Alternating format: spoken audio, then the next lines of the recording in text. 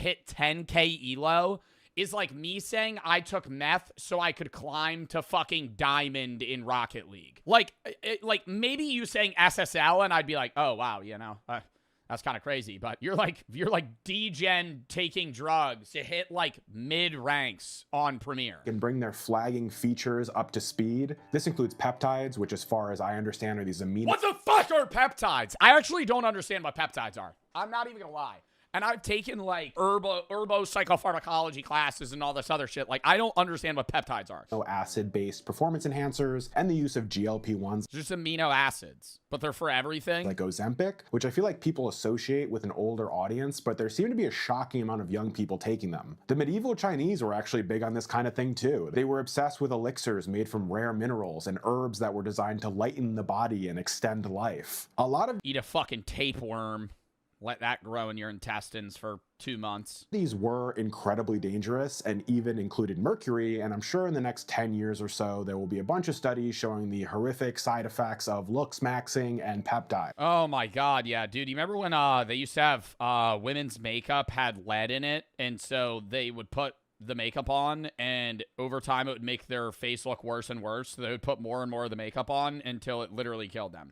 The idea behind this medieval Chinese looks maxing was essentially the same as the idea behind the modern version, using some kind of external chemistry or method to hack your biological limits and achieve this sort of superior physical state. The Chinese Killdozer uses peptides.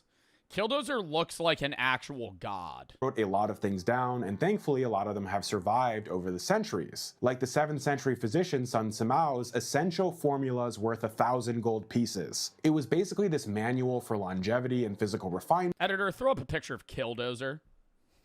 And if you're familiar with the European concept of balance, Whoa! Simao describes the body as this chemical system that can be balanced or enhanced with specific substances. This idea went even further with the medieval Chinese concept of Naidan, or internal alchemy, which taught that the body was composed of 3 main ingredients, qi, jing, and shen, that could be forged into a golden cinder if you were locked in enough on your physical discipline. Locked in is a good term to use here because this sounds just like the trend of locking in that has been popular with Gen Z for at least 5 years now. If you're not familiar, it just means cutting off outside distractions and focusing intently on some kind of personal goal. So maybe getting your side hustle off the ground or working out more regularly or whatever. It's become sort of a cult online, especially among the... Yo, can I say I hate the word entrepreneur? Because I feel like so many people claim to be entrepreneurs when they just sell like...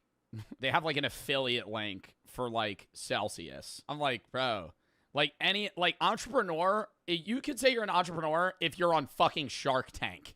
Like it's become a buzzword. It holds no meaning anymore. Like saying you're an entrepreneur, you could literally be a guy that's just like into crypto and never made any money from it. Yeah, I'm kind of an entrepreneur. I create a lot of coins. I'm just kind of paving a new path in this space, you know? And at some point, people are just going to be... I'm kind of early to the train, you know? Gym community, and based on what you see from these fitness influencers, it's like your pump and your physique are proof of an internal moral victory. Like a victory of the will over the lazy... Bro goes to the bins in Goodwill and then sells the clothes on Depop. You're not an entrepreneur. Of your base body. A medieval Naidan practitioner literally thought the same exact way. They knew that their physical health and their outward radiance was proof that they had successfully cultivated their soul in a way that others couldn't or hadn't. Young people seem way more into fitness now than they did even 10 years ago. I'm not sure if that's a COVID thing, but that is so true. I think it's a mixture of COVID, but it's also becoming like a new standard. I think it's social media kind of skewing what the average person looks like. But it's like, I'm genuinely not trying to, I'm not glazing myself. I'm being real. My physique 60 years ago was like crazy. Like if you look, I have a very normal just gym physique now. Like most guys at the gym are probably my size or larger if they've like continuously worked out for years.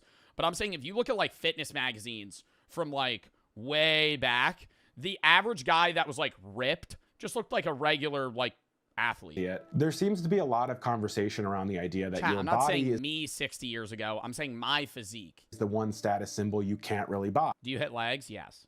You can buy a Bugatti or a nice watch or whatever, but you can only achieve a truly amazing physique through countless hours in the gym, so it's really the most impressive thing you can have. There's also this quote from the video game Disco Elysium where a bouncer says to the main character, "Your body betrays your degeneracy," and that always sticks in my head when I don't want to go to the gym. I just felt like including that. I like tossing random tidbits into these videos. Yeah, I think physically, like, outside of, like, monetary status, yeah, being in shape is usually perceived as good. I think another side thing is, like, if you have some sneaky talent, like, if you're able to just play the guitar or, like, the piano or some instrument really well, that, like, socially, like, ups...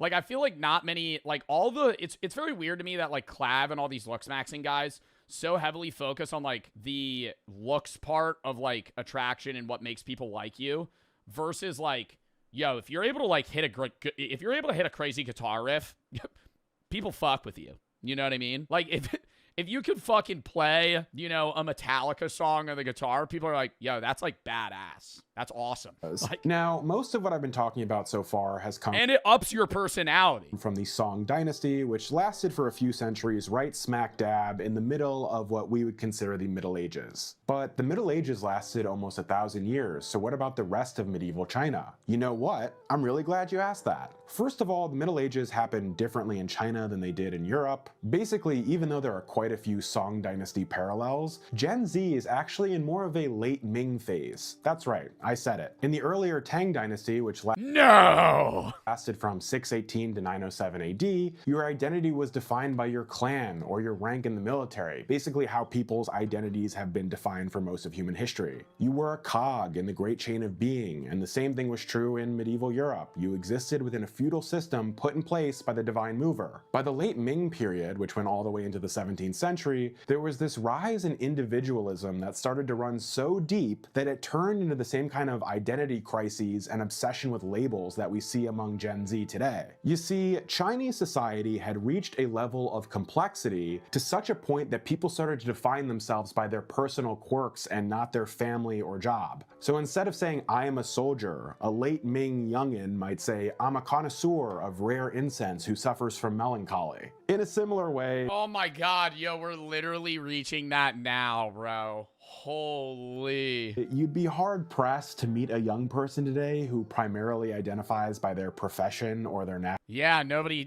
you usually intro that and then you immediately want to talk outside of it. I feel like it's usually frowned upon in today's society to be somebody that only cares about their profession. I will actually agree with that too. If somebody only is able to talk about their job, that's lame. Like, there's a lot of social media. I always talk about social media to other social media people, but the biggest sign that I fuck with somebody that I've met through social media that is an influencer is their capability and capacity to talk about things beyond social media. Like, if I can only talk to them about influencer shit, then we're very surface level friends. Like, other people that I've met and talked to, like Sneeg and Zeusy, I mean, Chris was already my IRL friend, or like, even like Jinxie, like, I'll just have conversations with him. Like, it's not just, hey, what do you think about this streaming idea or some shit? Same thing with a job. Like, if you meet somebody and they're a carpenter and all they could do is talk about work, it's like, I don't give a fuck, right? In any sense, it's like, let's have something that's shared ground that we both like. Because most people don't want to just talk about their jobs because your job doesn't define you. It does in some way, and I think there's a level of, like, lack of care entirely is like, whoa, like, there is some attachment, you know?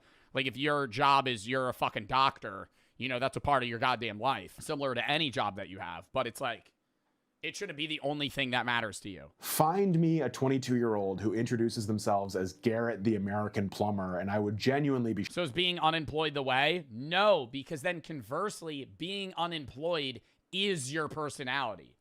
It's like, if you have a job, people that make their job their personality is lame, But when people have a job, they usually reach for other things that become their personality. Whereas being unemployed, it's like, oh, like unemployment is the personality. Shocked. I'm sure Garrett will now show up in my comments to prove me wrong because that's how YouTube works. Instead, just like the Ming youth, young people now might identify as a neurodivergent creative with a hyperfixation on looks maxing. It's this obsession with self, and it can be dangerous because What would my call tag be, chat? you stop viewing yourself as part of a wider community and start squeezing yourself into these ever smaller and more specific boxes. The late Ming period was a kind of renaissance that ultimately failed. Autistic chud.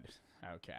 It was this explosion of individual expression and art and looks maxing and everything else, but it was cut short by the Manchu conquest in 1644. I honestly think we're going to see something similar with Gen Z in the coming years. They're in this period of extreme self-expression and pursuit of individual destiny right before a massive systemic reset comes. Maybe that's AI, maybe it's something else, only time will tell. Anyway, we just briefly stepped outside of the Middle Ages, so let's bring things back a few centuries for our next comparison.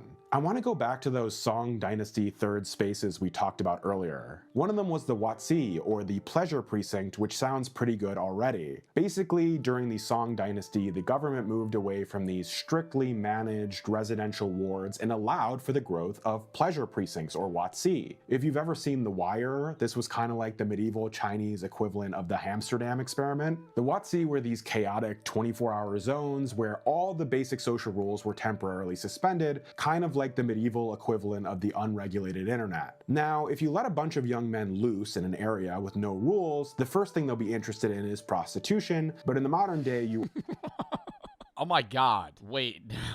Literally, bro. already checked that Like the red light district or some box shit. with online adult content and gooning. After those urges are satisfied, literally the very next thing they want is to gamble. It's a tale as old Wow. Yo, dude, all right, now we're simplifying men to very dumb. Oh my god, wow, that makes men really seem fucking stupid. Oh my god, yeah, you throw a guy down, you throw like a 23-year-old guy in Amsterdam, he's going, let's go to the red light district, gamble, and then take drugs.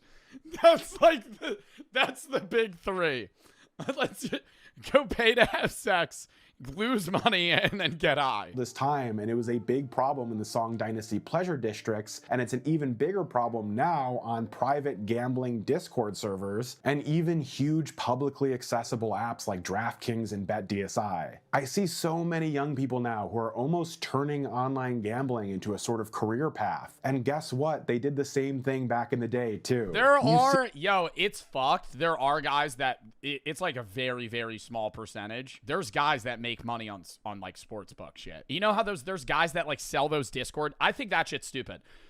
I think there's guys that like min-max the betting odds really well and they can con the system a bit, but those guys start Discord servers where it's like $50 to join, and there's so many chuds that are like, I'm just gonna tail this guy's bets and win money. I'm like, yeah, you know, you might be up like $200, but like I feel like you could learn what they're doing yourself without just tailing their bets and paying them. Because I'm like, the guy that you're paying is making millions of dollars because he has 20,000 Discord members and they're all paying fucking $50 a month to get his tailed bets. Like, holy shit, that guy that owns that server is making genuinely like 40 million a year. All kinds of criticisms from the Song Dynasty officials. My friend does that. I have so many friends that do that. Whether they do it themselves or they're the one that pays the server, whatever. Like Sima Guang, who laments that young men are abandoning the plow and the book to chase the flip of the die. There's also this modern sociologist named Dude, just bet $100 in minus 2,000 odds and win. Yeah, Curzy. The problem with that, I'm a big fan of sports betting. I promote DraftKings. I like sports betting, right? The problem with betting $100 on minus 2,000 odds is you're going to win like $2 back. You're going to win like $1, bro. If you bet $100 on something that's minus 2K odds, you're literally going to get $101.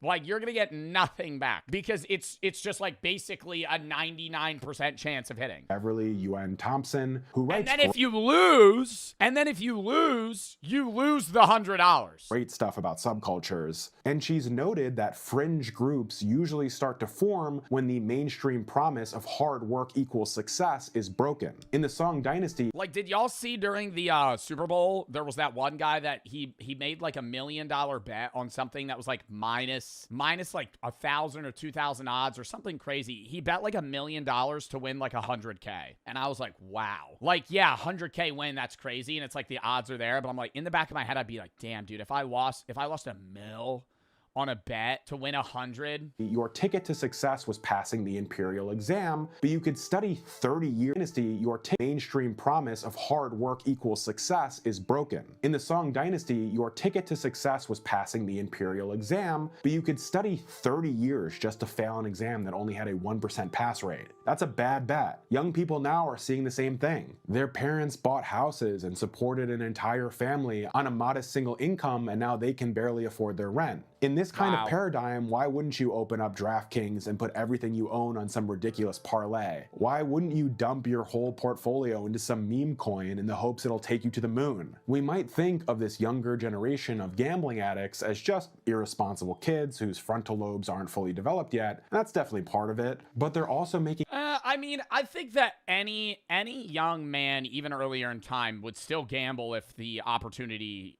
presented itself. It was just like far and few between. You know, you're going to a horse race, you're at a casino that you could actually physically gamble at. But like, people like betting money in any instance, in any situation, regardless of financial stability. And today it's just like day trading, meme coins, and like stake.com. Like, those are like the big ones. Like unregulated gambling sites and like faulty betting schemes that are just either going to hit big or you lose everything. A desperate, calculated attempt to exit a system that has already failed them. Going back to the WotC, the pleasure precincts, the reason they never fully took over... Gambling's for fun, not a way to get rich. I agree.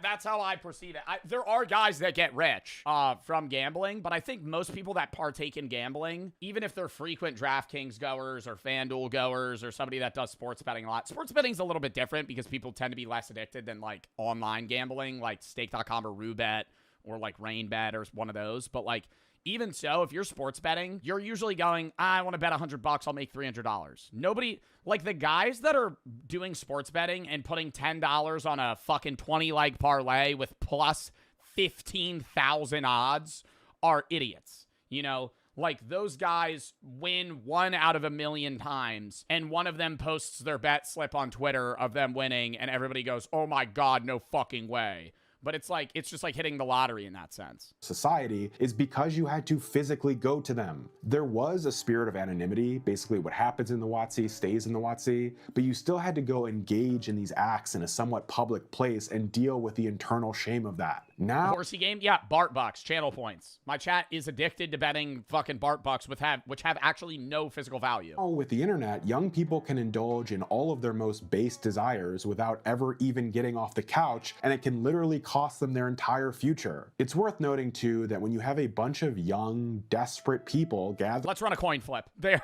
already did it. Yo, they did it as I said it. As I said that shit. All right, heads or tails? Heads or tails? Okay, one coin flip. I'm gonna flip it first.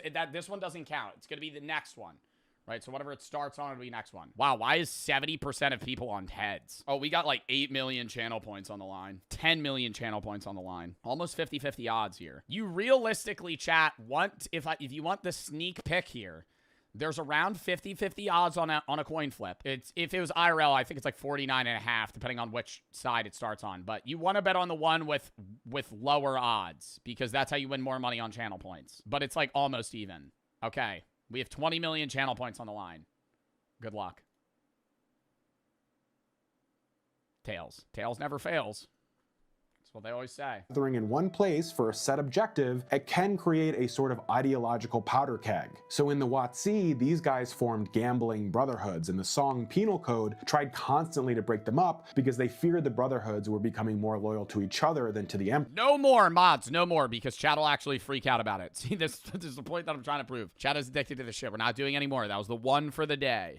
Now you might get into a private Discord server, ostensibly to do some gambling and trade some insider tips, and next thing you know, you're radicalized into committing some horrific public act of terror. This feels like a good— What? You join a betting Discord and then you become a terrorist? What are we talking about? Because they feared the Brotherhoods were becoming more loyal to each other than to the Emperor. Now you might get into a private Discord server, ostensibly to do some gambling and trade some insider tips, and next thing you know, you're radicalized into committing some horrific public act of terror. This feels like a good place to land the plane, because the main point I want to make with these videos is that time is a flat circle, and we're essentially repeating the patterns of the past over and over again. There's the old saying that those who don't study history are doomed to repeat it, but it seems like even when we do study history, we're powerless not to make the same mistakes. The difference now, of course, is that these things are happening on a massive global scale with the full weight of tech companies and government institutions behind them. A soldier in the Song dynasty might drunkenly head to the Wazi and lose his monthly wages, and that was it. A young 20-something now might obsessively bet his entire savings on an app on his phone and ruin his whole life before it's even started. This is why we need to pay attention to these trends and recognize that even though human behavior hasn't changed, how we respond to it can. But what do you think? Has this video found you at a very medieval Chinese time in your life? Yo, I'm really liking this relation of medieval China to Gen Z. I feel like he was spitting facts actually the entirety of this video. Medieval mindset. Does he make videos all about this stuff? This was like one of the best videos I've seen in the last like 6 months, actually. Something that makes me feel confident in the future is that humanity's been doing the same weird thing since the beginning. Yeah, it's through, dude, I feel like humanity goes through like fluxes. We have like the way that I perceive it is like humans go through like a 500-year reset period. Things become lame, they become cool, they become lame, they become cool. They become lame, they become cool. Not normal, normal, weird, not normal, normal, weird, not normal, normal, weird. It's just like all just repeated. Not like law or like moral-based shit. I'm more so talking like fashion, trends, activities, things that are exciting, war even, fetishes. I don't know, man. Were there people that had foot fetishes back then? Maybe. It really is exactly what it sounds like. It's so strange. It's like, how should we legally understand the family? Who are relatives? Can't relatives marry? I wonder if the idea is giving every single person the same set of ideologies and learnings, and even there's like a humor section here so that they affect— Yeah, it says something about same-sex marriage. I'm assuming North Korea doesn't like gay people. effectively become the same person, to squash individuality. There's even a cooking app which guides you through how to make traditional North Korean cuisine. And all of these more official looking apps, they open by first showing you a famous quote from one of their leaders, which so feels like something you'd see on the loading screen of a dystopian video game, but this is real life. And then there's also just a ton of games to play. Oh my god, ton of games to play. This shit looks like it was made by ChatGPT yesterday. That looked like some shit I would have played in like 2008. Most of them feel pretty simple, with a big emphasis on offline play, which is true for the whole phone experience. It's actually wild how much we've been able to show and do, and that's all no doubt because the internet situation in North Korea is so sketchy. So crazy amount of stuff on both of these phones. But there's a very good reason for that. See, getting new apps is not as easy for North Koreans as it is for us. They have an app store. You can download apps on your own, but, and I can't actually quite wrap my head around how this is the reality, you can't open those apps until you've taken your phone to an in-person store where they will authorize them for use and download the necessary back-end data for them to function. And believe it or not— What? So if you want to download an app to use it, you have to basically redo like a background check at like a physical fucking phone store for them to like give you access to play fucking Flappy Bird. There's an extra wrinkle that comes with this. Your apps in North Korea expire. So this one here is telling me it's Oh my god, you have to get renewed access to use an app. Oh my god. Do you have to pay? Is that money? Run out, and is basically asking if I want to pay for 6 months or for 12 months for a bit of a discount. Effectively making Oh my god! Don't let EA get their hands on this. Don't let EA get their fucking hands on this. North Korea's charging people to use an app. They have a paid subscription service for like a fucking free thing. Like just a regular app you would use on your phone. free app, a paid subscription, even ones you would not expect to be, like the laws of North Korea. Bearing in mind, North Korea is one of the poorest countries in the world, with its national income per person being just 3.4% of that of South Korea. Then how are they buying phones? This has to be solely restricted towards like the top 5% of North Koreans. Like I could see the average not the average North Korean. I could see like a middle like not middle class. I want to say the median North Korean individual by income having like a pager where they have like a phone that like is so restricted. It's basically just like a flip phone where they can call like 4 people. And it's like how they talk to their boss or like if the government needs to send them a message or something. Like I could see that, but I feel like this is just not, no one has this. Concept of being able to sustain a large library of apps is a luxury that very few will be able to afford. And that's assuming you... Oh my God, imagine you have to pay to use settings. Sorry, your settings subscription expired. You have to pay us $40 to use the settings app. You can even afford the phone. But we already uninstalled it because you didn't pay for it. So now you need to go in person to get settings reinstalled. You didn't pay to use the App Store, so you can't download apps. You need to pay us to be able to use the app to apps to get the App Store. Well, here's the real conundrum. The App Store app got deleted off your phone. So even if you did go in person, you wouldn't be able to reinstall it because they can't re-download the App Store. You just should have paid for it. So your phone's basically a brick. You're going to need to buy a new one. Did find a way to sideload your apps without going to a physical store for that authorization, or if you found a way to get around the app expiration system, which we realized. Do you think you have any North Korean viewers? No. We're 16 minutes into this video, and you just asked whether or not you think they have YouTube? As you could temporarily do just by changing the date on your phone to an earlier one. There's a very important reason. Wait, you could jailbreak the phone, huh? That's assuming you can even afford the phone in the first place. Now, even if you did find a way to sideload your apps without going to a physical store for that authorization, or if you found a way to get around the app expiration system, which we realize you could temporarily do just by changing the date on your phone to an earlier one, there's a very important reason I would be fucking mortified to do that as a North Korean citizen. My God. No, I'm fucking following the rule book by the fucking book, dude. Oh my God. You have a North Korean iPhone, you're like, oh, they want me to pay to reuse this. What if I just change it back a year and redo my subscription? You just hear your phone just starts going, I'd chuck it in a river. Why you might not want to try that in North Korea.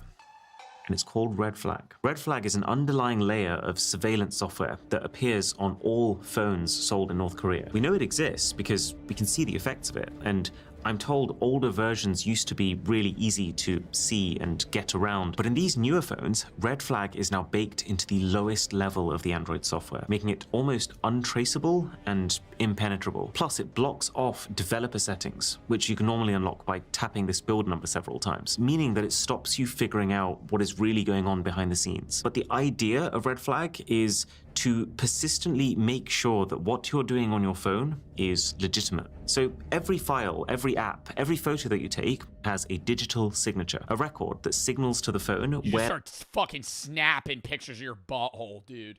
Oh my God. Oh my God, dude. There's just one guy at a big fucking he's at like a fucking huge monitor screen in North Korea, just like monitoring everybody's phones. He's just like, dude, what's this one guy doing? That file originated from. Holy fuck.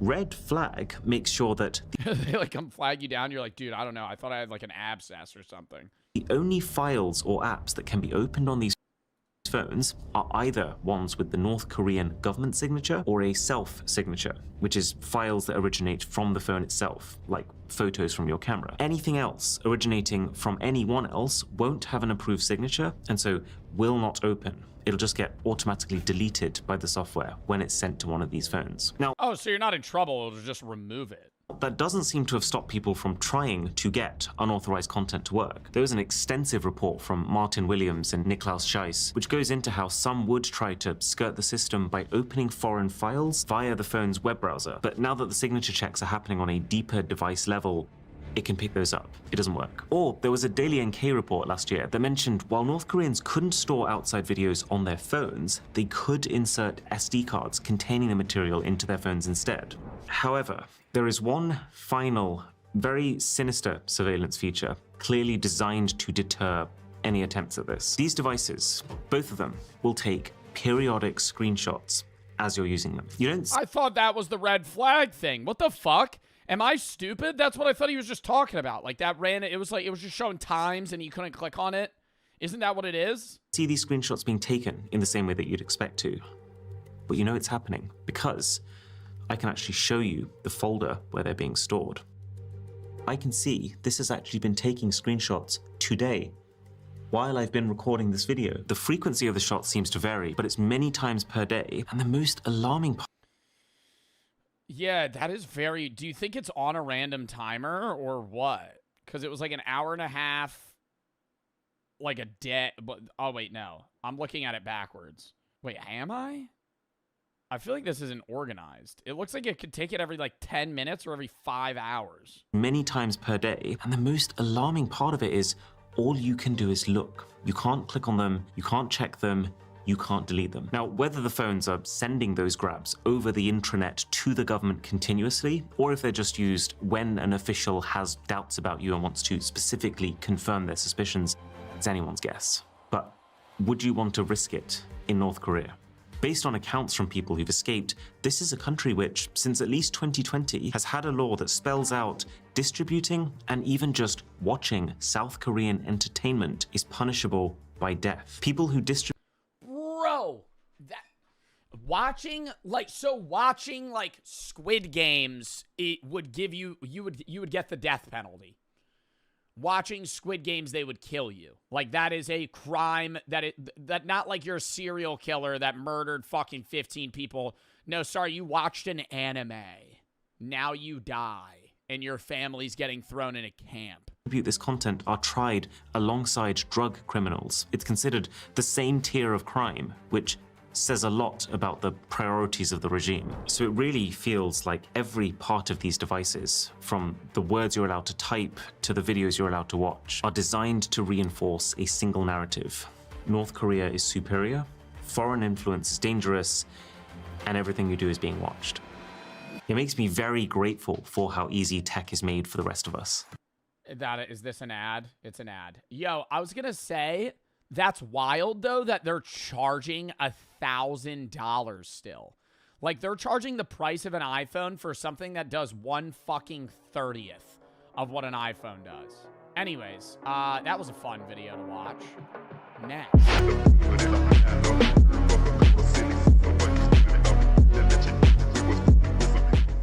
Chat, bit of a weird segment now. We're kind of just going to be watching a culmination of YouTube videos that are like 3 minutes long and really random, that you kind of like that video that you see on your recommendation page at 3 in the morning. That's like the type of videos we're going to watch. We might click some other ones on the side tab. I kind of just gathered a bunch of videos. Most of them are probably going to be pretty ass. But yeah, let's tap in. First one, a message from Arkham Knight's Riddler.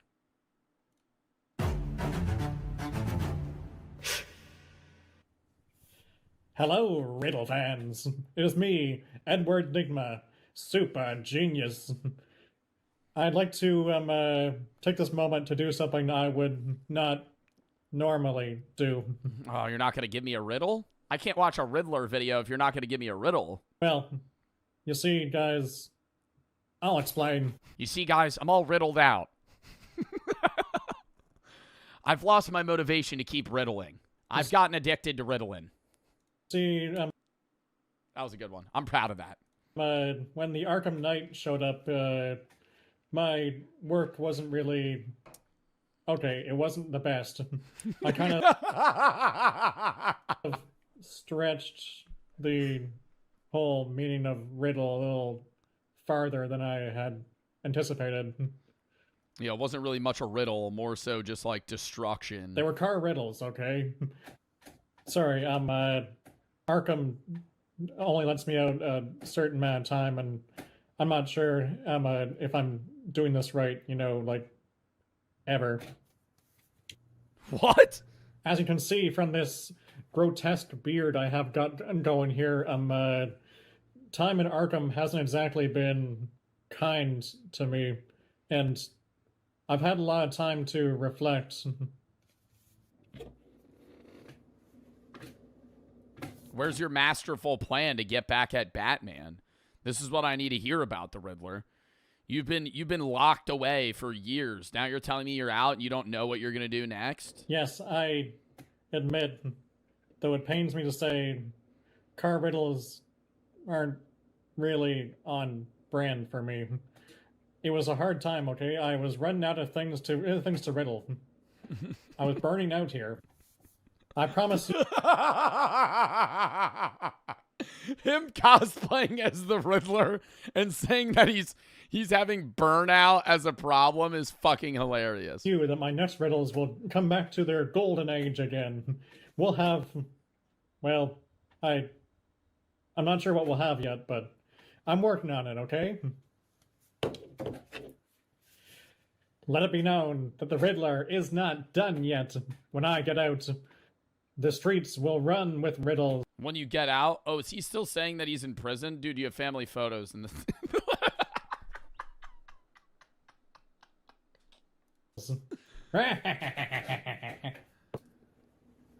All right, I'm done watching this. We're going to the next one.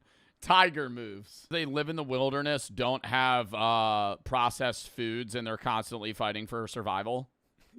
I don't think it's a yoga thing. He doesn't lift weights, work machines, perform calisthenics or Yeah, it's genetics. aerobics, and he doesn't jog.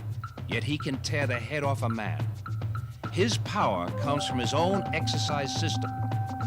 Far different. Bro, Killdozer yesterday trying to say that he could fucking kill a tiger in a fight to the death 70% of the time actually shocked me. I know he's 6'5", 250, but you're not killing a tiger. A tiger. They weigh like 400 pounds. His own exercise system. Far different from man's, and also far superior. It is the ultimate exercise system, which I call What the fuck are we watching? Did you have to take an edible? Oh, you think I'm high because I'm watching Tiger Yoga? Tiger Moves.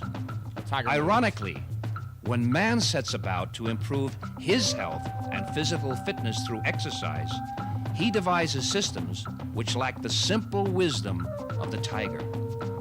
Low-impact aerobics has far less injuries than high-impact, as does belly dancing with its smooth and completely natural. Are you trying to tell me that I'm gonna have the body of a tiger if I start belly dancing? What the fuck? I do low impact jazzercise and I'm gonna get fucking ripped?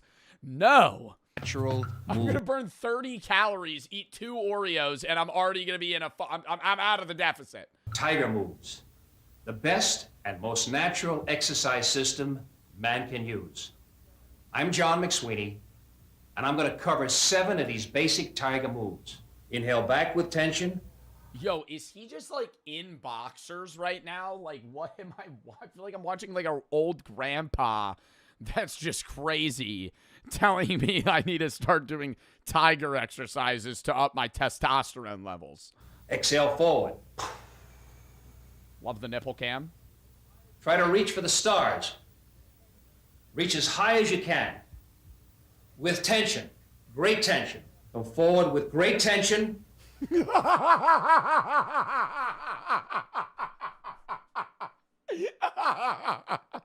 Yo, who the fuck is filming this? Feel the tension in the tricep muscles.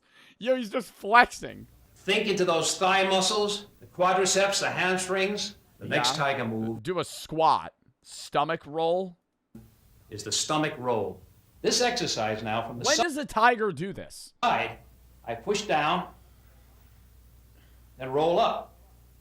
Flex, force it down. Come up. You've just learned in this tape I love how he's in a suit and tie now. 3 critical areas of life and self-defense. I'll leave Self-defense. I've learned three needed things for life and self-defense.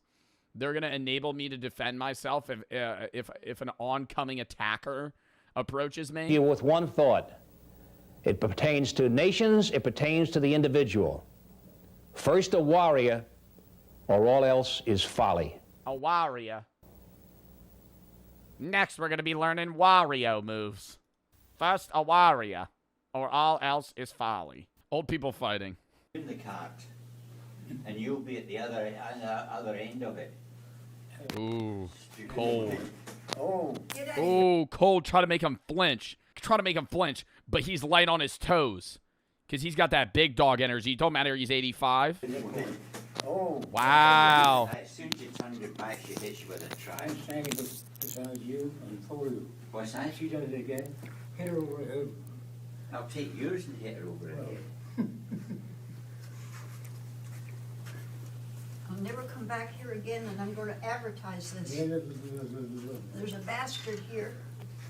Would you keep using? Wow, that's angry. That's an angry grandma there. The word bastard. I feel like that's an old person insult. To be like, you're a bastard child. This terrible word. What does it mean to you? Does it make you feel good, or what does it do to you? None of your This guy just mogging the camera right now. I don't think he's there. goddamn business. Now get going. Going where? Fall in your tracks. Go on. Go. Do you think I'm going to move because you're telling me? You've got something coming to you. Big time.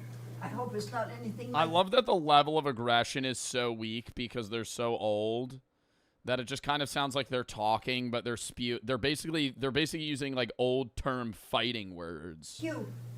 Anything. There's not another person in this world like you. That's great. Yeah. Ooh, wow. Would that be nice? That's wonderful. We have to get rid of that bastard. No. Is that the only word you know? Yo, he keeps walking away. He keeps walking away. She calls him a bastard. He comes right back. He's like, you really think you're going to tell me where I'm not allowed to walk? Why don't you go and have your lunch? Yeah, go eat. Oh my God, do you think he's actually going to like hit her? You might feel better after you eat. Keep your hand to yourself. You hit me and Jesus, I'll knock you right out. What with? Your imagination, that's what's Yeah, you tell him. You tell him. hitting you in the head. Oh, he's getting up. Give it a minute, bro. We got to fight here in about 5 minutes. Please go, Allie. 5 minutes. He's Bastard. standing up. Is he sitting down? Is he standing up? I don't know what's happening. You say that once again, I'll really He's coming let up. you have it. He's So getting far, up. I have laid a finger on you. I'm You behind better you. not, either. He's getting up. Why? What do you mean I better not? You better not This put guy still hasn't moved. a finger on me, either. Oh, jeez. I wouldn't want one of your goddamn fingers on me. Oh, he's Or back your- down. Anything of you. I hope you fall and break your nose. Oh, here we go again. Fall and break my nose. Oh, wow. Watch him. Yeah. See if he'll do it. Close your mouth. You know, old people in nursing homes have like the highest rate of STDs because they just have sex all the time. And when you have, if you have a family member in a nursing home and they have sex, they have to call their family. There's like, yeah, no, there's like orgies and shit that go on there. It's like that bad because they're having like unprotected sex, and I mean, you know, most of the women are through menopause, so it's like they can't have kids. No, it's true. And so like say it's like say you have your grandpa or grandma, they might call you and be like, you know, Grampy got into a bit of activity. He might have to get tested for syphilis. You got to come pick him up. You shut up, too. He comes storming back in. Oh, you think you could Oh, you think you could tell me to shut up? You have another thing coming. Worst job interview, Odisha guy. March of Hi, 2012. so tell me about yourself. Ooh, it's like a Zoom interview. Sir, I am sitting in front of yourself, myself Rakesh Mohanty, and I am technology mad. But if you will ask me what is my passion, I will say hardware. But this is for the first time I am doing on Spiky. Skype.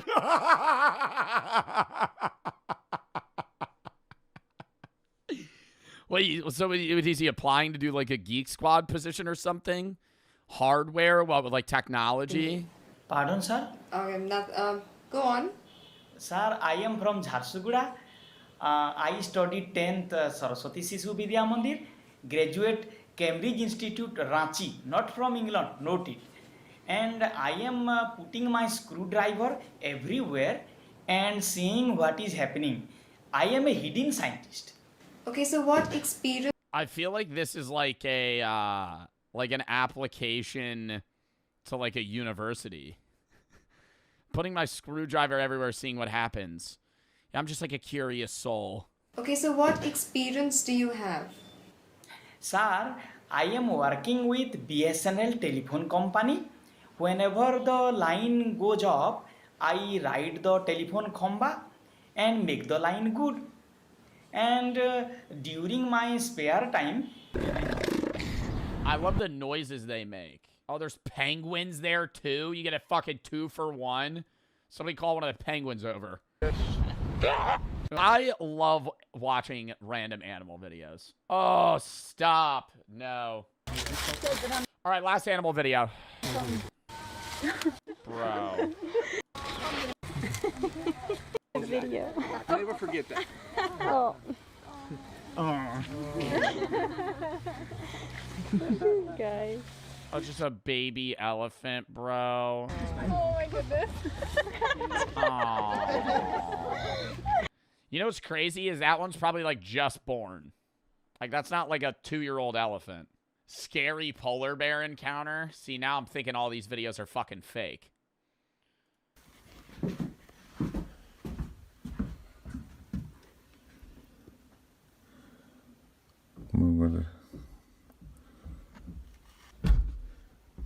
Oh, I've seen this. He's in one of these boxes and it tries fucking prying it open to eat him.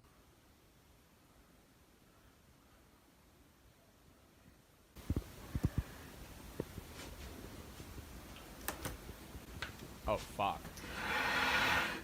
You think it's smart enough to open the window?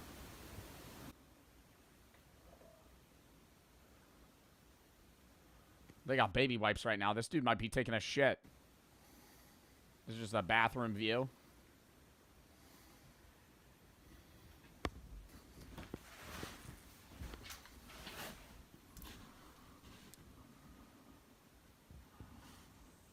Is it gonna break in? You see the 2 puncture wounds on its shoulder. Oh, it was fighting something. From walrus tusks. This thing fought a fucking walrus and lived. I mean, it is a polar bear. Meh. Next video. Video dating, women's edition. Someone who's looking for me. Someone. Wasn't video dating like the in-between between like you only being able to meet people in person and like dating apps? Like video and dating profiles, it was like MySpace era. Like video dating was a real thing where you would make a video, put it out, and then you got responses. And then maybe you would meet up with that person. Hi, I'm Elizabeth. Oh, she's old. And nothing wrong with that. I just didn't think a woman in the 80s that is 80 would be using a video dating site. I live in the West End Valley. Pardon me. Hi, I'm Jana. I'm looking... Just holding a piece of chocolate cake. That is the largest piece of cake I think I've ever seen. Would you guys eat that much cake in one sitting? I would like to. I don't think I could. That's not like a regular... I think a third of that is a restaurant slice. Hello. My name is Ellen. Some people call me sexy. Others say I'm sensuous. Hi, I'm Linda. Well, you know, when I'm not using my doctor in pharmacy to troubleshoot a large healthcare computer system, I'm over at the gym pumping iron or driving my black Porsche with the wind blowing through my hair and singing along with Anita Baker's rap. This feels like you're getting baited into getting a car where they're gonna fucking chloroform you and then you're gonna wake up with one kidney in a bathtub in a motel. What is this woman saying? This seems so unreal. You know, when I'm not using my doctor in pharmacy to troubleshoot a large healthcare computer system, I'm over at the gym pumping iron or driving my black Porsche with the wind blowing through my hair and singing along with Anita Baker's Rapture of Love. I guess you could say I'm an Oreo cookie freak. I have an Oreo cookie jar, Oreo salt and pepper shakers, I like to collect anything with an Oreo on it. And I love to eat double stuffed ones. They're the best. Bette Midler. I laugh hysterically at Bette Midler. These are the worst fucking videos. What are they telling them to say on this fucking video? They go to this place to film a video so they could find dating matches, but are they like, tell me about yourself? I have 2 cats. Okay. And I don't know how to ride a horse. And my All right. goal in life is to have my own religion. I was a fly. What, like Charles Manson? What do you want to fucking start a cult? What do you mean you want your own religion? That took a dark turn pretty quickly. At canoeing. I'm looking for a romanticist. Spend time at the fireplace. Someone that's clean. Be clean, you know? I keep my car very clean, and I expect a man to do the same. And I also like very meaty men. One who is charming, personable, doesn't smoke in my face. I am looking for a passionate yet permanent romance. Why does she have yellow gloves on? Stop. Face.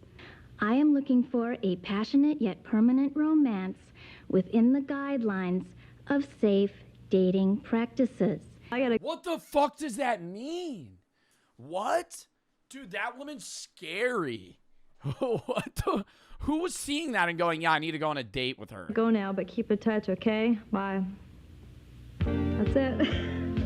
Oh my god, this really is like just, is this actually just pulled from video dating?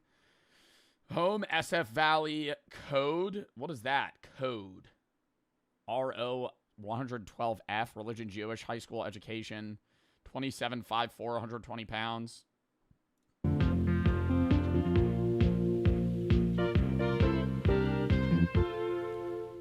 I feel like the guys' ones are going to be so much worse. Oh, hello. Hello. Hello. Thought I told you never to call me here. Some of the things Why are they being so weird on camera? Just fucking talk. I love are photography, travel, skiing, and cuddling. This is a very exciting That's a hobby of yours, is cuddling? time for my life because I'm just starting a new claims adjusting business. I don't know, the type of girl that I'm looking What? This is a very exciting time for my life because I'm just starting a new claims adjusting business. Oh, wow, how cool. That's so interesting. A claims adjustment business? I don't know, the type of girl that I'm looking for is one that's really attractive to me. I like an attractive woman. Yeah, I'm just looking for like a hot girl, you know, nothing too crazy. Someone who might look like Christy Brinkley or Jacqueline Smith.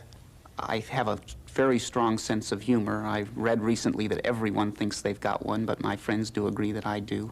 Might not appear. Lame ass comment. Lame ass comment. Worst one of the day. Worst one of the day, bro. Yeah, everybody says I'm pretty funny. Might not appear it, but semi-crazy. Kind of your typical research mathematician, I guess. Walking down the street or just going out for, let me take pictures of her with my camera. He's somebody that maybe even gets rough once in a while, you know, and I mean, yo, you're on the wrong, yo, this guy needs to, bro, he's not even like pitching dating, bro. He's just trying, like, this man is like the launching point for Tinder. Extremely high verbal skills. Co-ed bubble bath sounds like a real fun idea I want to try out. And whoever's ever with me has to like to do it too, or they're going to go nuts, because I'll drive you nuts. I seek a person who is childlike. somebody that'll embarrass you What? by ordering too much food, or, you know, somebody like that. I'm a nice fellow. I don't know. I'm particularly attracted to black women and women of different races. So if you like me, give me a call. Hey, yo, you know, he's shooting straight. He's going, hey, you know, I'm in for the game right now. Let's get it going. This guy, you know, he's pitching just, he's shooting it straight. He's shooting it straight. Yeah, hit me up. Basically, that's what I'm looking for. Thank you. We didn't even hear what that guy's looking for. Wearing overalls, Glenn, South Bay, bachelors, Bachelor's of Science, no religion. 6'1", 39, 180 pounds. Looking for somebody 25 to 35. Maximum distance, 40 miles. Interest, skiing, jogging, travel, and film. No children.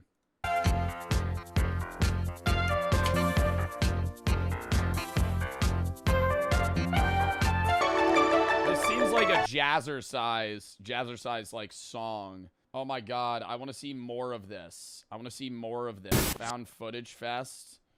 Oh, this is like all just like old videos. Dude, I gotta sub to this channel. Championships of VHS. These, what do they just find like random shit? All right, we'll watch one more. One more. New Age Miracles Factor Fraud.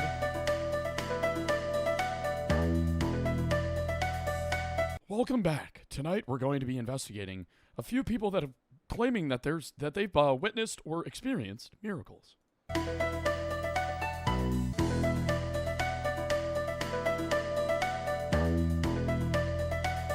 Ooh, a lot more stern than I thought he'd be. I've enlisted our friend Charles' able assistance in this portion of our presentation for reasons which will soon become obvious. Charles? Yo, what the fuck is this? They're gonna hit him with a sledgehammer? Oh, is he doing miracles? Is he like a miracle man? Do it! It's gonna be a fake cinder block.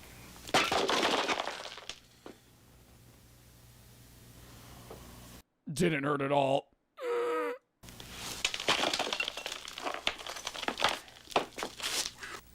Now place it inside the plastic bag. Oh, it's a little magic trick here. Now break the bulb. Excellent. Now reach inside and choose a piece and hand it to me. Is he gonna eat it? Thank you. You may return to your seat.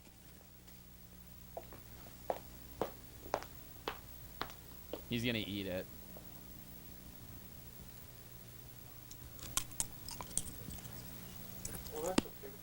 Yup.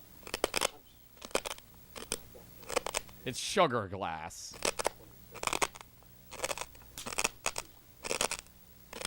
I feel like that's so obvious.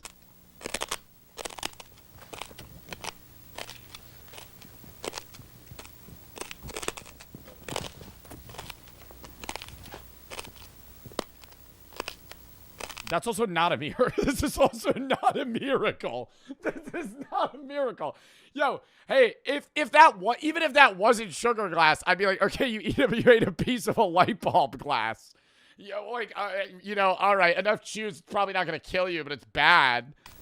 Dude, I feel like I'm watching interdimensional cable. Fire, one of the most powerful and destructive forces of nature. Rolled up the jeans.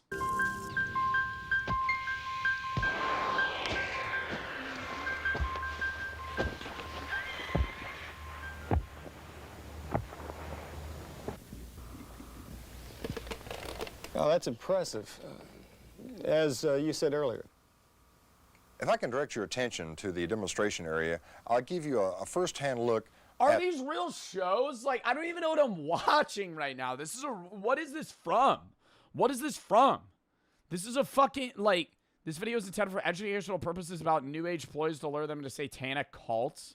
What? He walks us through highly entertaining worlds of New Age parlor tricks. Oh, so he's openly saying they're fake. Who the fuck's getting lured into a cult by watching somebody eat a piece of a light bulb and being like, you're telling me you're God? Prove it. Eat a piece of this light bulb.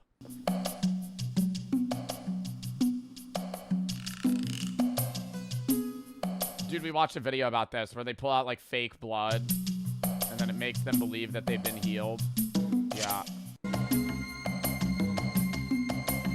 And they think that they've been healed. That actually is a cult tactic. Psychic surgery actually has gotten people killed.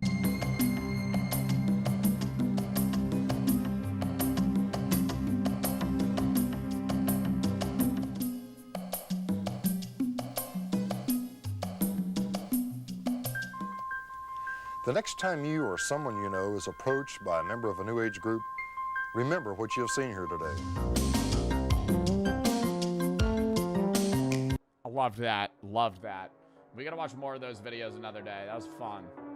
All right. Count me down 30 seconds.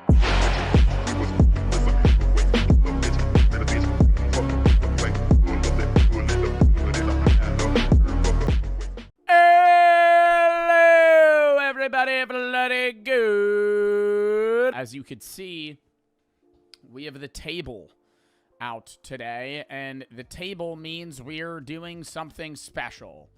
And what that is the food gauntlet. We were originally supposed to do the food gauntlet yesterday. However, I was very hungover, and it would have been disastrous, to say the least, if I had to eat gross foods while I was already at base level nauseous. So, we are instead doing it today, as promised, from the F Cancer charity stream. Now, everything that we're going to be eating, we talked about on the F Cancer charity stream, except a few things. There were like 2 or 3 items that we kind of built in the food gauntlet that I was unable to purchase. One of them was the saltiest chip. Editor, throw up an image of that. I'm not really thinking that we, really lost out on the saltiest chip. I only found one website that had it, and it was like a Netherlands or European-based company that only shipped to Europe. So I was like, it's just a fucking salty chip. So instead, to replace it, I got canned baby conch, which I think will taste fucking disgusting. Packed with protein, though, to say the least. So we'll get into that at some point. We're probably going to scale in grossness / difficulty as we go through this. And we're going to go... We have a few things. We have stuff that is sour, disgusting, and spicy. And we're going to... Oh, and salty. And we're going to kind of scale through those as we go. And I'll, explain what we go through. Or I'll explain each item before we review them, obviously, because some things you might have never heard of. To start off this lovely food gauntlet, you guys said that I should do something that M&J Metal, the Grand Wizard, the man, the myth, the legend, the YouTube legend, M&J Metal. I'll actually pull up his video real quick just to show. Okay, did I just tab out of my stream? Hello YouTube, how you doing today? This is going to be a very good and easy video. Pepsi, maybe a little bit more. See. What's the ratio we got going on here, Pepsi to hot sauce? Because I gotta match this. This is probably the easiest thing we're doing today as well. How much did he do? Oh god, he opened the cap. Simple and easy. Do you think he actually drinks this? Like, do you think this is like a casual soda he's enjoying on like a Sunday afternoon? Yes. Also, I gotta say, this is probably the first time I've ever bought Pepsi not at a restaurant for this video. Like, I've drank Pepsi a lot. Oh no, I've bought cherry Pepsis before. I do love a cherry Pepsi. Pepsi gets a lot of hate. I think it's not as good as Coke. But it's like if you're in the mood. So we got my big fucking beer glass here. And I've gotten some Texas Pete hot sauce. My mouth's watering. I do love Texas Pete hot sauce. And I do like Pepsi. So I don't know if this combo will be good. I don't think it'll be good in soda. Or how much I should do. Like a lot. I put this on my eggs, by the way. Big up Fanta. Yeah, can we get a ban on that guy? We'll just do the rest of the bottle.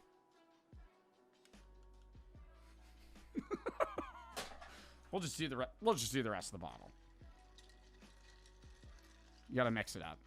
The whole thing? Well, no. It was a half empty. Oh wow, that's like actually like real colored. That turned brown. Oh god. I don't know. I'm kind of expecting to not even really taste the hot sauce and kind of just feel the spice. Like a spicy margarita, chug it. I'm not going to chug it. I'm going to sip on this. It's going to be my drink for the stream. Never mind. That's not going to be... Oh, yo, that is... Okay, no, that was a lot more off-putting than I thought it would be. The hot sauce is very, very forefront. I thought it would be kind of like an aftertaste. Like if you've had a spicy margarita, forefront margarita mix, aftermath, you're like, ooh, taste the spice in my throat. No, this just tastes like Texas Pete. I'm tasting Pete right now. Ugh. It's not like gag-worthy. It's just not good. As many of you may know, I've been starting to collect gold and silver as a little side hobby. And on top of that, I've gotten into these little fidget cubes called Neatos. And the easiest way that I've found them is on the live streaming app Whatnot, the sponsor of today's video. Whatnot is the #1 live streaming selling app. They have so many different categories of things that people are putting up for auction, including coins, toys, sneakers, sports cards, Pokemon cards, music, video games, and all these other categories here. And you can even search for something specific. So say you want to come on and buy Pokemon cards, you could just search up Pokemon and see all the people that are live actively selling Pokemon cards right now. You can chat directly to the sellers and other bidders. You can directly support small businesses and find something cool along the way that you might get for a pretty good price. This guy is selling cool rocks and minerals. Whatever this is, I'm going to bid on it. You can see all the people that are bidding, and it's, 5-second countdown. Every time somebody bids, it goes back up. So it's a lot of fast auction selling, and currently I'm trying to win this. I have no idea how much this is worth. I would be willing to pay $50, $60 for this. I think that's where I'm probably going to cap it off on. I'm still winning. $56. And bang in the pocket. So click the link in the description or scan the QR code on screen and download Whatnot and get $15 off your first purchase anywhere on the app. Plus, if you follow me on Whatnot, you will be automatically entered to win $1,000 in Whatnot credit, which could go towards a new pair of shoes, a gold bar, clothing, jewelry, rocks like I just bought that you saw just now, or more. It's literally up to you. Thank you to Whatnot for sponsoring this video, and let's get back into it. It's not chug it. All right, I'm not gonna chug the whole thing, but I'll do some big gulps. Cheers.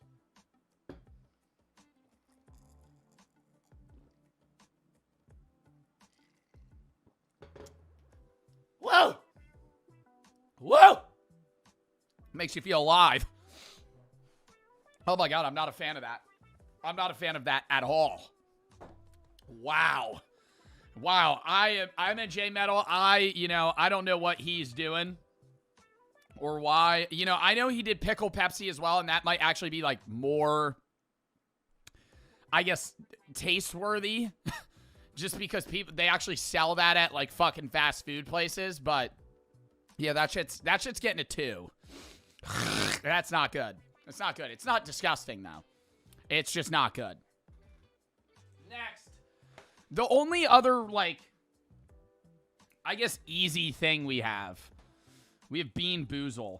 Oh, should I show you guys what we have? Let's do a quick run through. We have Bean Boozle, Vegemite, which I've tried, the canned baby conch. We have the saltiest candy in the world.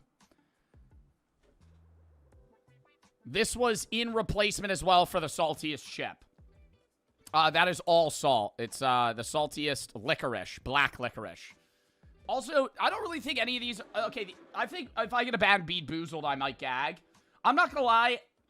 The whole baby conch, do you think the shell's going to be there? If the shell's there, that's probably going to be a lot more off-putting. I don't think any of these are going to make me gag. Now, this, on the other hand, is a 1,000-year-old century, or not 1,000 years old, 100-year-old century egg. And these are visibly rotting on the inside, and I think this will probably potentially make me have to run to the bathroom, aka go vomit. So I'm not looking forward to that. We also have whole freeze-dried chicken hearts. That's probably going to be pretty gross, too. I think these might be they're dog treats. Okay, so a part of the food gauntlet is dog treat chicken meat. So that's great. Yeah, it's just literally freeze-dried chicken hearts. I bet Daisy would love these. Chicken hearts aren't bad at all. Yeah, well, these are dog treats. Then we have, I think this is supposed to be like one of the sourest candies. It's like a black sour bomb. The packaging doesn't really do it very well. Oh, I forgot about this. Hot monkey nuts. Dude, that pickle Pepsi is actually like making my stomach feel like shit. Black Widow's Bite hot monkey nuts. And sour pickle balls. This isn't really a food gauntlet thing. I just think pickles are gross, and I think that'll be really gross for me to eat. Oh, and then I also have a video of me opening Surströmming. The reason I didn't do it on stream is because of Bobat, W. Bobat actually, and chat as well when I asked. I planned on opening it in this room, and I thought that it would be, you know, just gross, and then come to find out that, like, if you open Surströmming inside, it is like, it smells for like weeks, and it sprays everywhere. And so, do you guys want to see that video now or later? I'll show the Surströmming now. Let me pull up that video. I didn't eat it. I have free will, and I understand that this was a part of the Food Gauntlet chat. It was the most off-putting smell ever. Ever. And I'm not, like, I'm not joking when I say that. Like, it was just, like, okay, you'll just, let me pull it up. What a liberal. Yeah, what a pussy liberal. Can't even eat Surströmming. I had Jericho splice it together.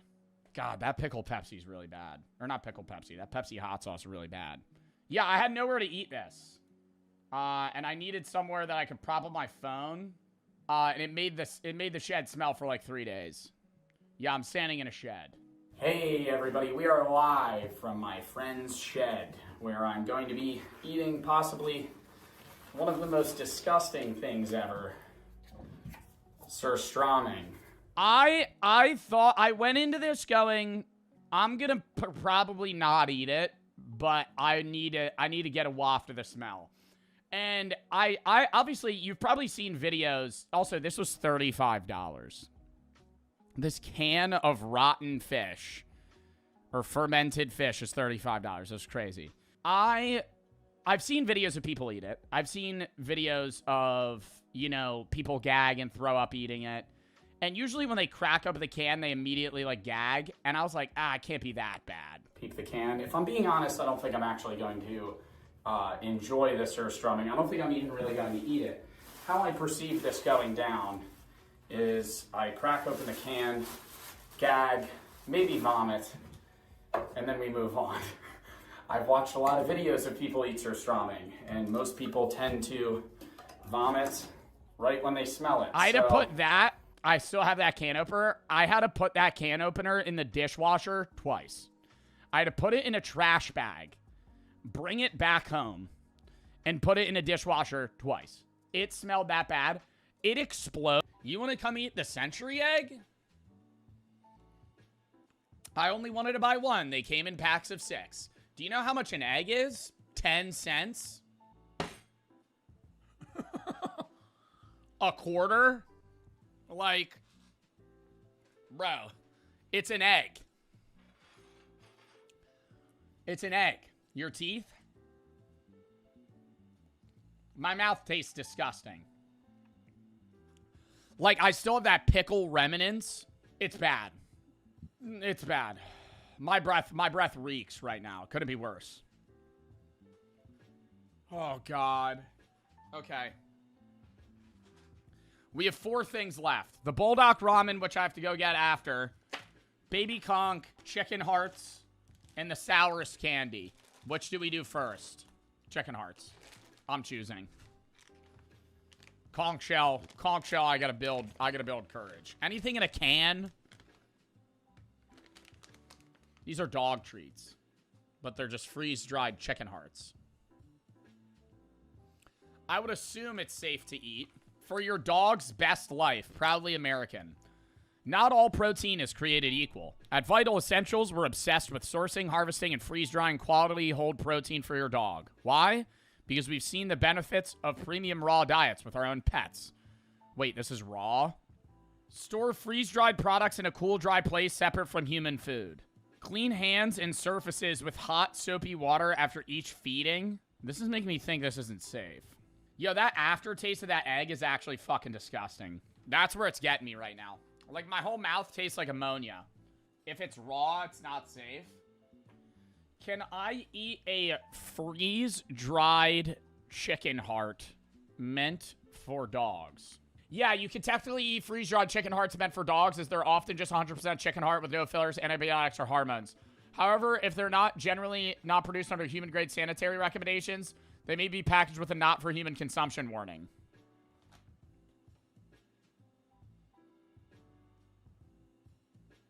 I'm not seeing a not-for-human consumption warning. Flip a coin. I don't know. Am I really going to be... I mean, this is a chicken heart versus an egg that's, like, aged. It's really hard, too. Like, I don't even know if I could bite into this. We'll do a little nibble.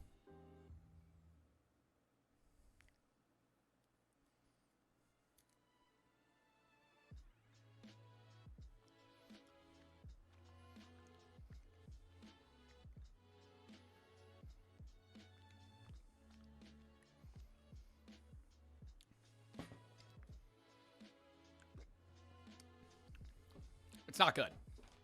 It's not good. Do I think Daisy would love it? Hell yeah. It's not good, though. Tastes gross. The only reason I'm not eating that, chat, is because on the off chance that that is somehow containing a foodborne illness, I'm not trying to get food poisoning. So we're going to let that. Don't throw it out. I'm not throwing it out. I'm going to give those to Daisy. I need a piss real quick, and I'll also go heat up that Baldock ramen. Wow, it smells in here. Wow. Smells like shit in here. Didn't even realize until I left and walked back in. I don't know what it is. Probably that egg. When we're done, I'm going to have to take out the fucking trash. All right. So, we have 3 things left. I'm going to get the Bulldog ramen out of the way. Now, I've actually never had Bulldog ramen. And I had to pre-make it, obviously, just because it's hard and I didn't want to have to fucking have you guys wait like 10 minutes. This is the one that we're eating today. 2X spicy Bulldog ramen. It is 550 calories for one fucking serving. I don't know what they put in this that makes it spicy. Do you guys know? It says the sauce is chicken powder, hot pepper seasonings. It doesn't really say. Like, I don't know how spicy... The sauce is spicy, but I'm saying, like, I don't know how spicy I should expect this to be. The sauce is kind of, like, hovering on the bottom there. As you can see, it's a lot more red on the bottom. Oh, God. Jesus. It's not spicy, I'm not going to lie. I mean, we're about to find out. I don't think I'm going to eat the whole plate. But I will eat a bit of it. I am kind of hungry, so if it's good... then that's great. Cheers to Bulldog ramen. This is a bit of a mukbang, is it not? Interesting. What do you guys want to talk about?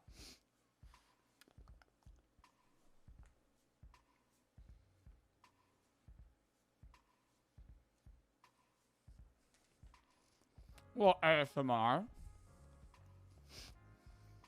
Oh, it's spicy.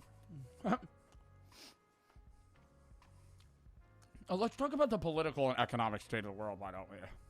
So,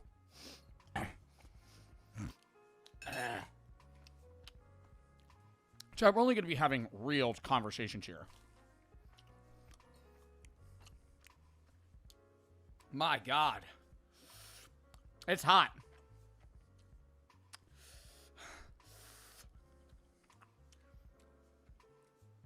Oh, it's hot.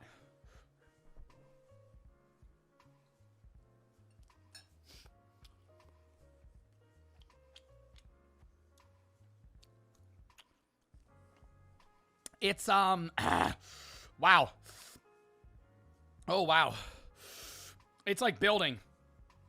It's making my nose run. It's like habanero hot, but like constant. Like it's not going away. It's only getting worse.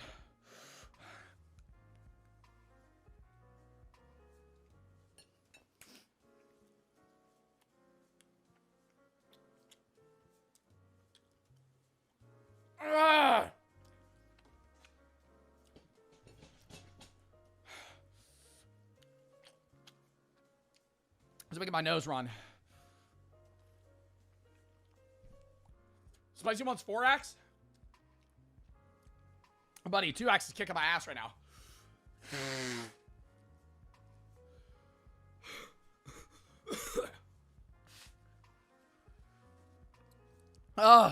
Oh my god, I didn't think it would be this bad. It didn't even say anything that was that spicy. It just says hot pepper seasoning. Why is it so vague? Rip Joe's butthole? Bro, I've been having rabbit poops. I'm not shitting straight turds. Oh, wow. I'm done with that.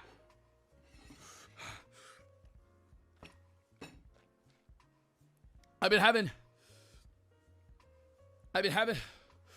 Oh, my God! I've been thinking I eating too much fiber. Oh, wow. No. There's a 4X? Get milk? I don't have milk. Oh, my God. It's not nearly one chip challenge. Okay.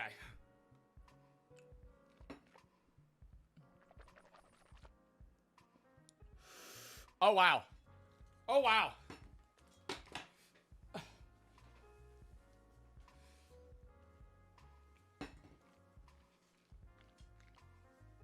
I don't have ice cream.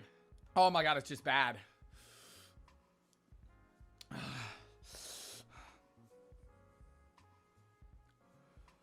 I'm going to live in the pain for a minute. If I don't talk, I apologize. Salivating. Salivating. Look.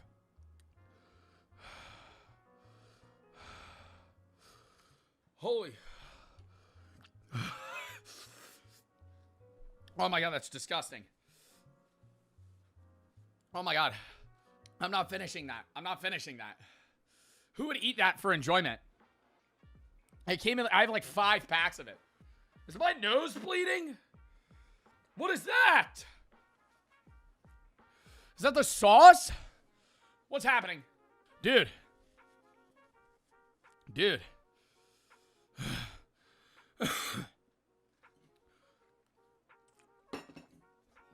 That's like what no, actually spiciest thing I've ever eaten. Dave's Hot Chicken, Carolina Reaper. Number 1. Number 2, 1 chip challenge. And I did that twice. Number 3, whatever that fuck ass sauce is. Oh my God. Whatever's in that sauce. I feel like my lips are swelling up. They're like really red. Number 4. I don't know. Oh, that chocolate bar. I had the world's hottest chocolate bar. I'm out of water. I'm out of water. We're resorting to gamer subs. Oh my God. The leg just came off. Oh! Dude. What the fuck happened? God damn it! There we go. There we go. Is it stable? Holy cinema. Holy cinema.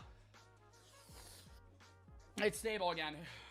The spice has slightly subsided. I drank a lot of water, though. And this shit is brewing in my stomach. I have Vegemite, fucking sour balls, and a bunch of other bullshit in my stomach. And now Baldock Ramen. And that's in the trash. That's fucking disgusting. Look how that coats the plate. Way too spicy. L food waste. Disrespectful. L food waste. Let's get this gross shit out of the way. And then we could, we could round it off with something enjoyable. Something sour. A mega sour. Oh, fuck. Sorry, I didn't show you what it is. Sorry, I didn't show you what it is. A whole baby conch. I ordered this myself. This wasn't even on the list. When does this expire? Eat it before March of 2027. Chat, also, if you're trying to bulk, peep the macros. Peep the macros. 1 can, 900 milligrams of sodium, which is crazy. 2 grams of fat, only 0.5 grams saturated fat, 40. Like, who's buying these and enjoying them? Why are they hard? Oh, it says say no to drugs on the top. You think people are eating these instead of taking drugs? Cucumbers, water, vinegar, salt, alum, calcium chloride, sodium benzenate, and potassium sorbate. Saladitos con pepino. Deliciously seasoned with a little kick. Oh, they're spicy? What do you mean a little kick? These are good? I don't like pickles, is the thing. I don't care if it's sour. No. No. Wow, they fought. Dude, pickles are the most off-putting smell in the world to me. Oh my god, I thought we were getting through this. I was like, oh, I only have like 4 more things. I still have to eat these fucking chicken hearts. And the sour balls. Fuck this. Fuck this. And I always sit here and I know people say, Joe, you don't need to do this. I'm like, okay, well, it's content. But it's like, you know, I could do something more fucking wholesome. Some good mythical morning shit. Trying every Ben & Jerry's flavor. Instead, I go, oh, I'm gonna eat fucking baby conch in a fucking can. Oh, you know, who would order that shit? Me. I'm the only person that fucking buys this shit. Why do people who eat sour pickle balls? Fuck this. I'm eating half. I hate pickles.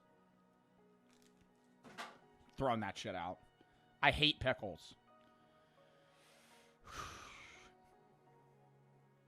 Mind over matter. You control your destiny. Sour pickle balls.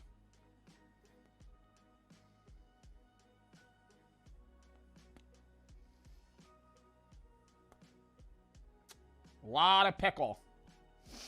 Not a lot of sour.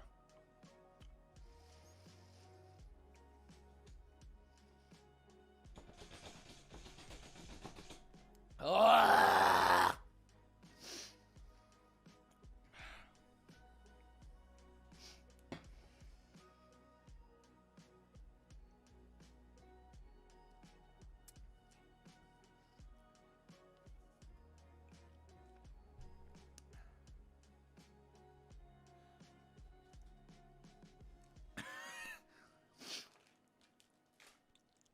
It stained my teeth green.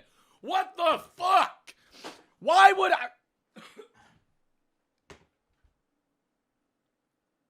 My entire mouth is green now. Oh my god. Those are gross.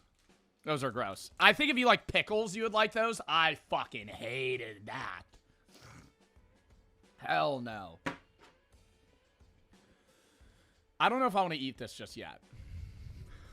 I think I need to have that in the corner for a little bit long. Okay, and then this is also even worse. Let's just get this shit out of the way. Let's get this shit out of the way. Once I eat this, I will feel so much better. You know, my breath smells so bad. This is oh god, they smell. It's 1,000-year-old century eggs.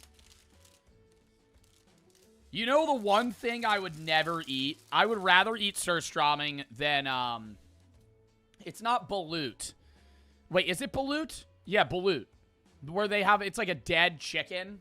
Or it's like a baby chicken fetus. Yo, is this safe to eat? There's like mold on the eggs. Are they cooked? Are they cooked?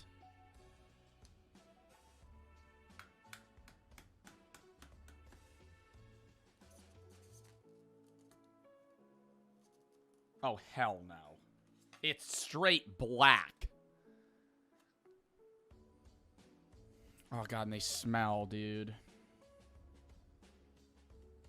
Don't eat that. I have to try it. Hold up. I gotta crack it open, though. I gotta peel it. Dude, it's just, like, flaking like crazy, man.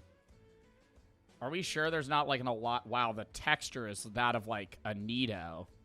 Holy, it's like a slime ball. Wait, this actually feels amazing. It smells really bad. Look at that. Is that not, like... It's reflective black. That's reflective. You can see shit off of it. So this is a century egg. So it means it's 100 years aged. It's not actually 100 years age. I don't know what they put it in. Does anybody know? I know they put it in something that makes it age very quickly. And so it turns black. I'm pretty sure they're safe to eat. They put it in milk? I don't think they put it in milk. I feel like they put it in like a vinegar like solution or something. Hold up. I'm kind of wedging the egg out. Wow, there we go. Look at that.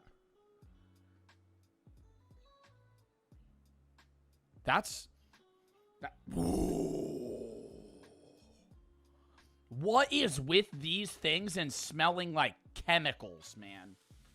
I have 5 of them. Anybody want one? Chat, by all means. By all means. By all means. Should I crack it open or just bite into it? It's very, very bouncy. It smells like ammonia. Like heavily like ammonia. God, it smells just like this shit. When I was saying I ate that Swedish salt candy or whatever, and it was like very ammonia heavy on the back end, it's the same thing. The inside looks like rotten. I am doing a nibble. I am doing a nibble of this. I need to cut it in half. I need to see the insides. You're right. We'll do a chop. Oh, yeah, that's even worse. That's even worse than what I expected. It's green on the inside. It looks like mud. Yep, looks like a fat fucking shit. Look at that. Is this safe? It smells so bad. I love hard-boiled eggs, though. I'm Googling this. Are century eggs safe to eat? Yes, safe to eat when properly prepared. They're preserved through an alkaline curing process that prevents bacterial growth. And they're cooked, making sure they're ready to eat in moderation. Contrary to popular rumors, they are not soaked in horse urine. Oh, phew. Phew. They're treated with ingredients like clay, ash, salt, and quicklime. Thank God. they're not covered in fucking it's cow urine. Stop, don't say that. Traditional unregulated methods speed up processing, which is toxic. Make sure you buy from a reputable source. I bought these on Amazon. Is that reputable? It's over. I bought these online. I bought all this shit online. It's cooked. All right, I'm going to eat. I'm going to cut off a piece that I'm going to eat. Oh my God, the whole yolk, dude. The whole yolk just came straight off.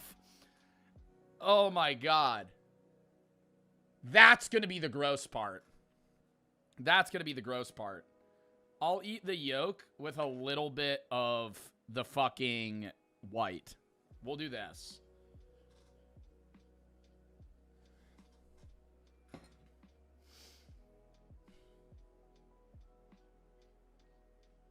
Mind over matter. Over the white. Okay, yeah, the black. Okay. It's not an egg white anymore. It's not an egg white anymore. It's not. All right, yeah. All right. Mind over matter. Pressure makes diamonds. Cheers. I wasn't ready. God, it smells so fucking bad. I feel like this is going to be if my shit smells so bad, too. I have a feeling, and this is just a prediction. I don't think I'm going to gag. I think this is going to actually taste like chemicals. I think while I eat, I don't think it's going to taste like repulsingly bad. I think it's actually going to taste like chemicals, and that's going to be what's off-putting. Because it smells like ammonia. Stop stalling. You have not...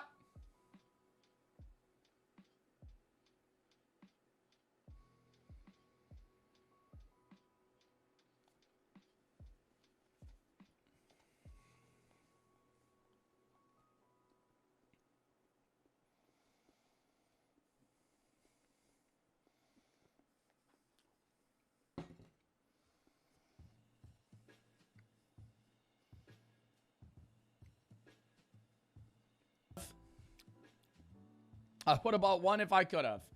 And here's where we go. You're wasting food. Testing North Korea's illegal smartphones. I'm going to be real. Before we even started, I didn't know they had, like, their own brand of smartphone. Just because I assumed the majority of individuals in North Korea didn't own phones. Because the government control would probably have... It would be really hard to restrict that. But I'm assuming the people in poverty in North Korea don't own phones. I'm assuming it's people that live in, like, Pyongyang. Like, somewhere where it's, I guess, more populated / like, you're allowed to have more luxuries. You know, because you live in the capital. These are two extremely rare phones from North Korea. And it's kind of insane that I'm even holding them. The North Korean... Why is one of them in English? And holding them. The North Korean population is so cut off from the outside world that it's almost impossible to even get a text message out, let alone two fully functional smuggled phones that show us in crystal clear detail what it's actually Oh my god, does the map only show North Korea? Like to be a North Korean citizen. So this is the Heian 701. It's one of the country's budget phones. Just to give you an idea of how little is known about this stuff, you can Google the phone's name and nothing will come up. Absolutely zero. And then the second is the Samtaesung 8, which is a flag... Samtaesung? Samsung? Samtaesung? Really? Really, that's the North Korean phone, Samtaesung 8? North Korean phone. And yeah, this is different to South Korea's Samsung, which translates to 3 stars. This is Samtaesung, which translates to 3 huge stars. I mean, we're really trying to one up South Korea here on the fucking phone usage. That's cringe. That's what they named that shit. 3 stars versus 3 huge stars. A lot of this whole my dad could totally beat up your dad energy. But that's because convincing North Koreans that they are superior to South Koreans, that they are morally purer and militarily stronger, is about the most effective way of keeping them loyal to the government. And it's pretty clear when you look at these phones that the smartphone is playing a big part in that. I can actually... Yeah, I feel like, yeah, it definitely plays a part in the brainwashing, but I don't understand how, like, yes, even if you're grown into the North Korean society, kind of, like, believing how they function and also kind of, like, living it for generations, if you had a smartphone that's, like, clearly restricting you, I feel like you'd be like, what are they trying to hide from us? Or do you think it's like they just perceive it as a protection? Like, oh, Kim Jong-un's trying to protect me from bad Western ideologies. Or maybe they don't even realize that it's like being censored or like restricted. Maybe that's like what they perceive just the phone is able to do. These phones. So if I write Namhan, this means South Korea. The second that I hit the spacebar, that gets auto-corrected to puppet state.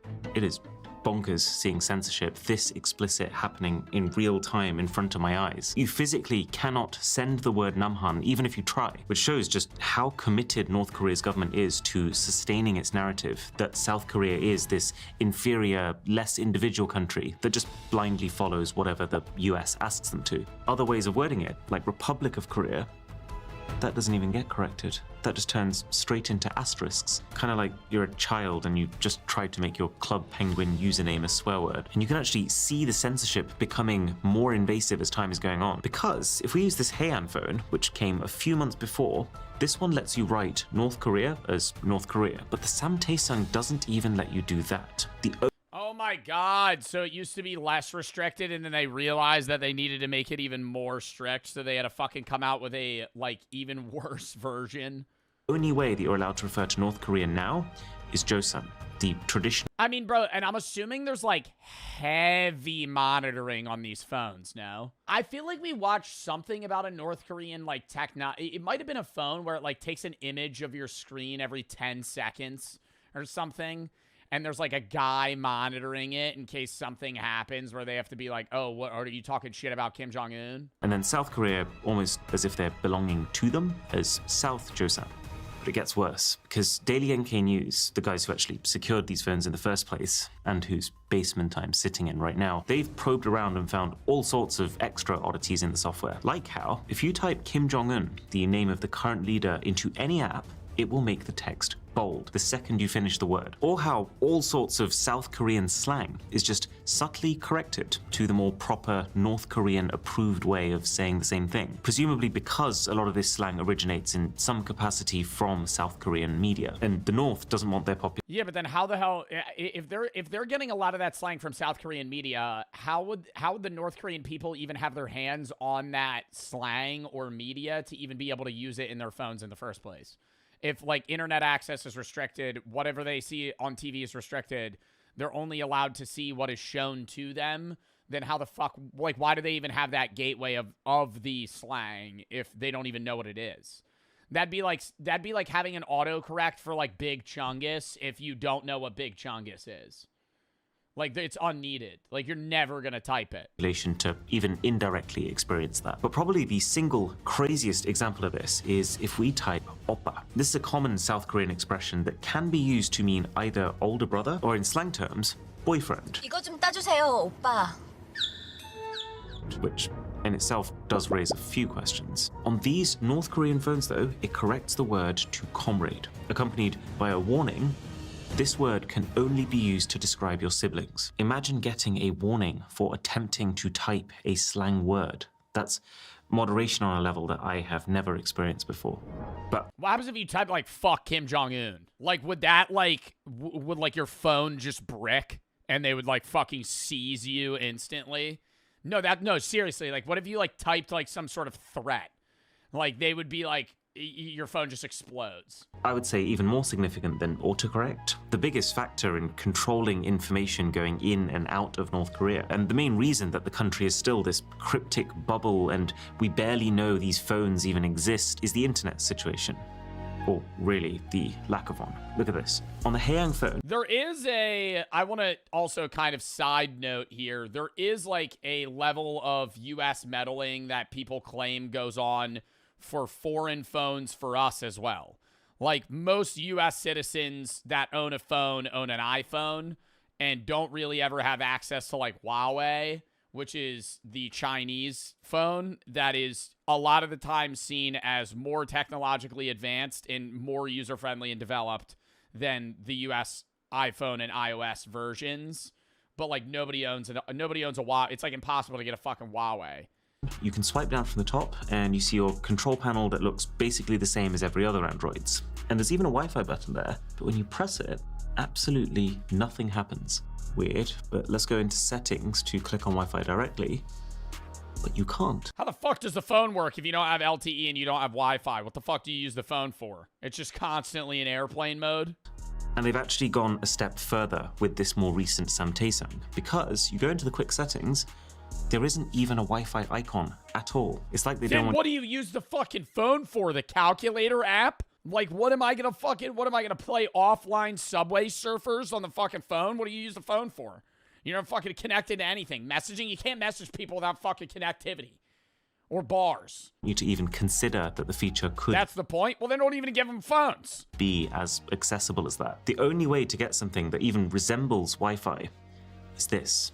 It's called Mirai, and it needs so many details from you, including your government— Oh shit, so they just like require, because it's too easy to just connect to something, so they restrict that, so you have to use an app that like tracks your Wi-Fi. ID and an authenticated North Korean physical SIM card that it's pretty safe to assume everything you do while using it can be traced right back to you. And even with all of that, this still doesn't get you onto the internet. There's actually no way for a North Korean citizen to do that. All this can get you is access to a highly curated North Korean. Whenever I see shit about like North Korean technology, I always remember like the videos of the Russians talking about how when North Korea sent their troops to help Russia in the war, the Russians always cited the North Korean people being like cripplingly addicted to like porn and cartoons. Like they because they've never seen it before, so it's like it was such like a culture shock for them that like their eyes were just like glued to the screen.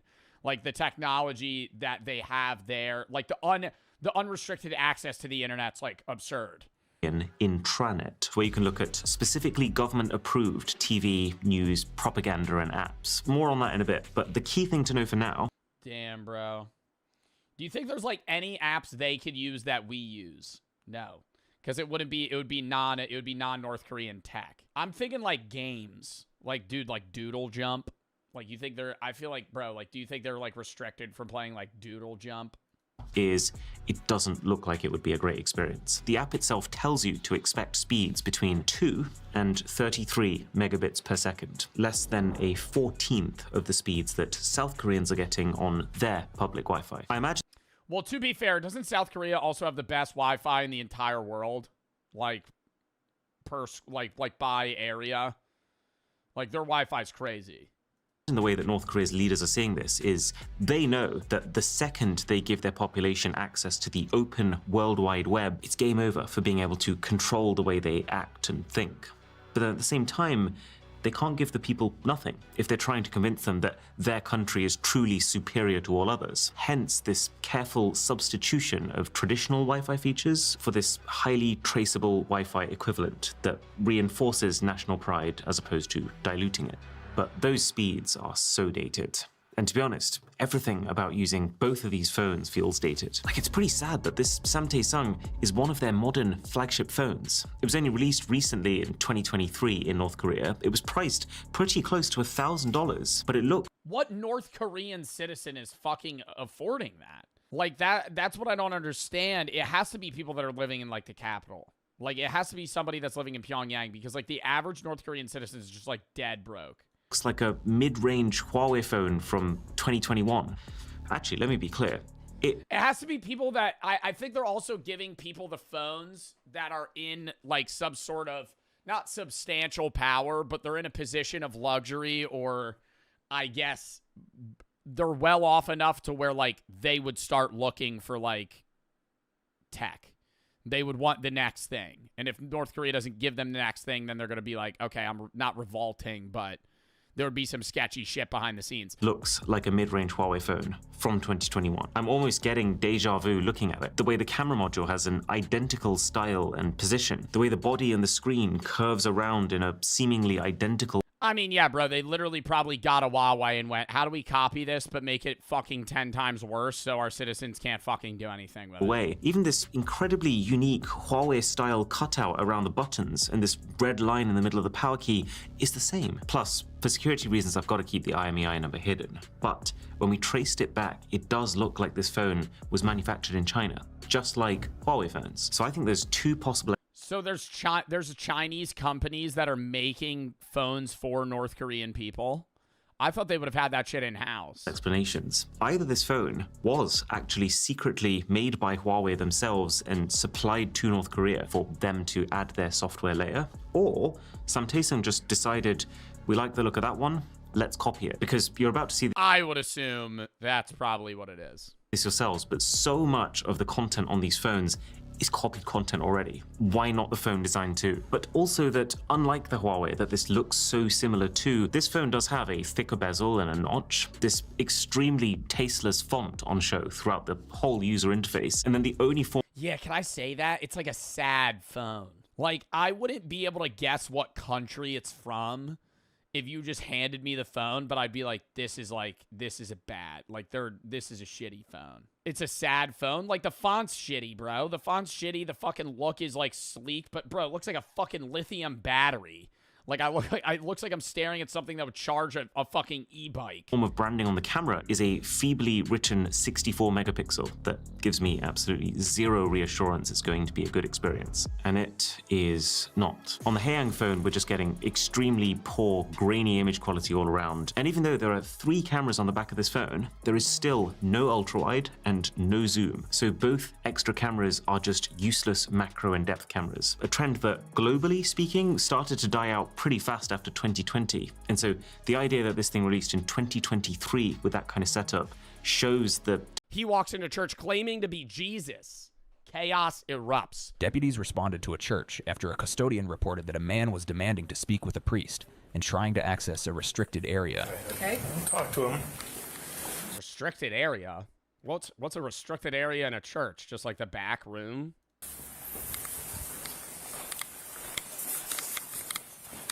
This is a very nice church.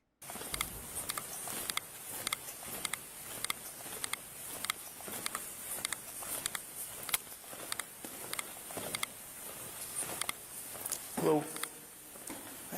How are you? Fine. Okay. Where's the guy that they gotta talk to? The one all the way up front?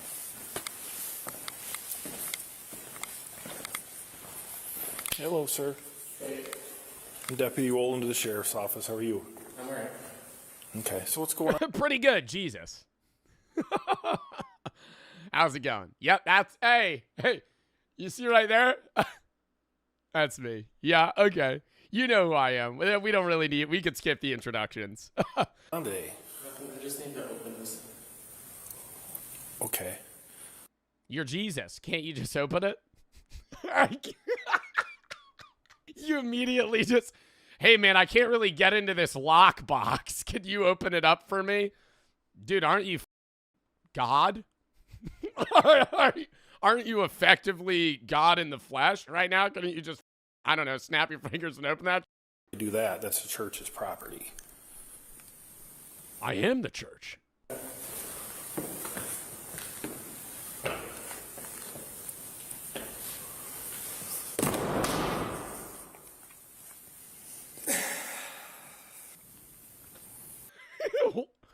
Why did the cop not react? Why? Was he like forewarned about this? The cop was just like dead silent. Okay. Just no. All right. Well, here today.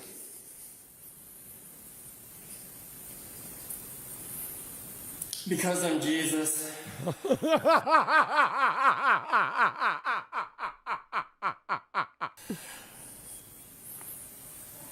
Do you have some friends around here or something? This feels like an AI video, bro. I know.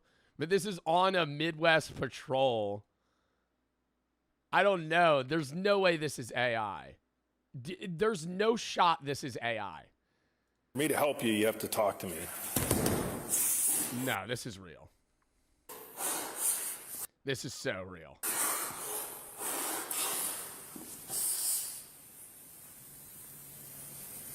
Do you think he's on drugs or something? Or is he just having like some sort of mental like breakdown? I don't understand what prompts him to just randomly assume he's Jesus.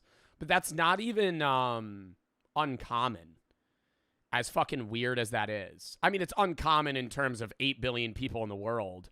But it's like a very steady occurrence that people consistently claim to be a prophet of God and or Jesus every day. Like, there's one guy that's like, yeah, no, I'm actually Jesus.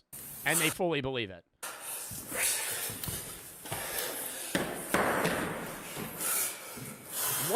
Can I ask what is in the box that he needs? I don't know what's in that box. Oh my God. See, no, that's fucking, no. I'm stopping him right there. I'm not religious myself, but yeah, you know, desecrating like a fucking religious area. Yeah, that's literally just vandalism. Vandalism of a religious thing, right? Like you're at a church. Just ripped off the cross. What the fuck? Oh my God. I mean, I feel like this guy should, like, step in.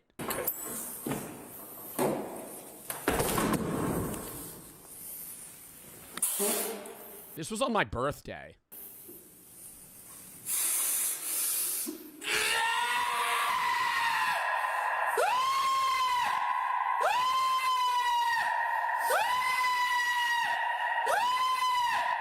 Fucking gay, bitch! Whoa! Whoa! Get back!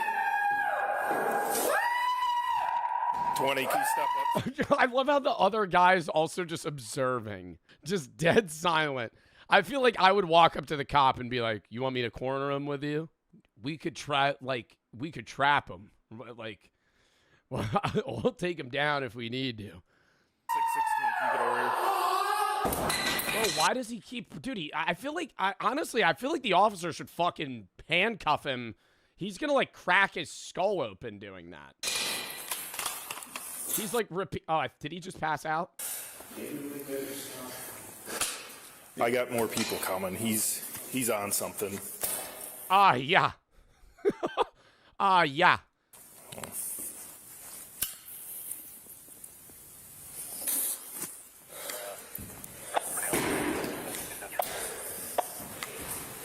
$20, how far out are you? Bro, you got... No, they got... No, bro, he's literally falling onto his head. 10-4.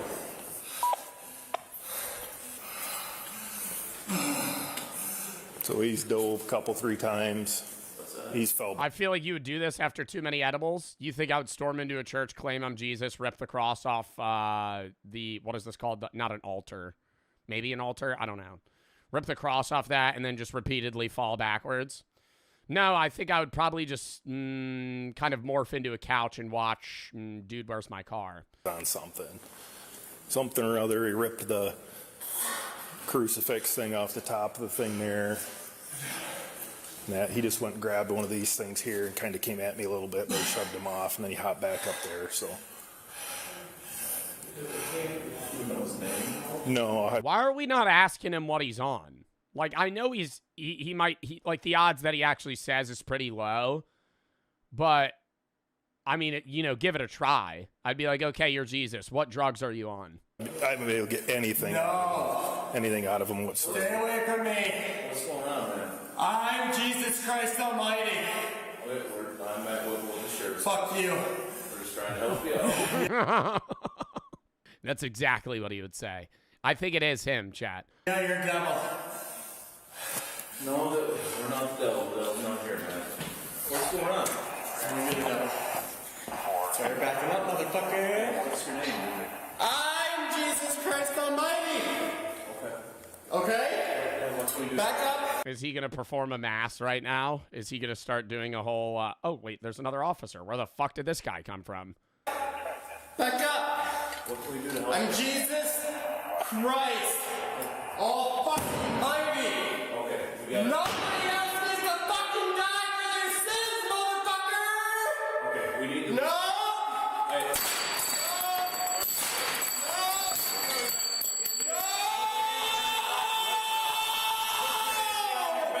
Nobody else needs to die. You are under arrest. Put your hands behind your back now. No, I'm not. Now. Yes, you are. I'm not. You're gonna get tased. Put your hands behind your back now.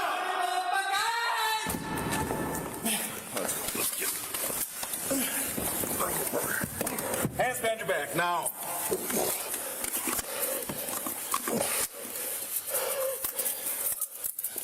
Do you think he would have to end up paying for, like, all the shit he just fucking broke in the church?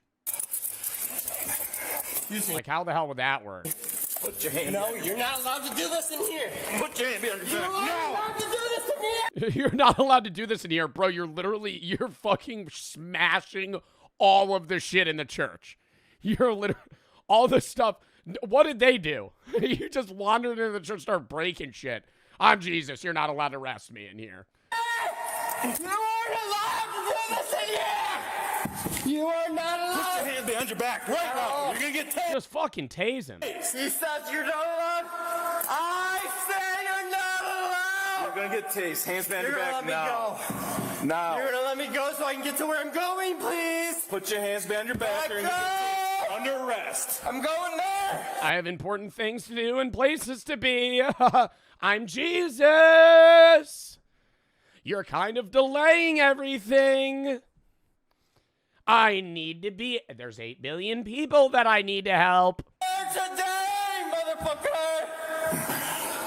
I'm going there today. I'm going there today. Hands behind your back now. Now. What are they blurring?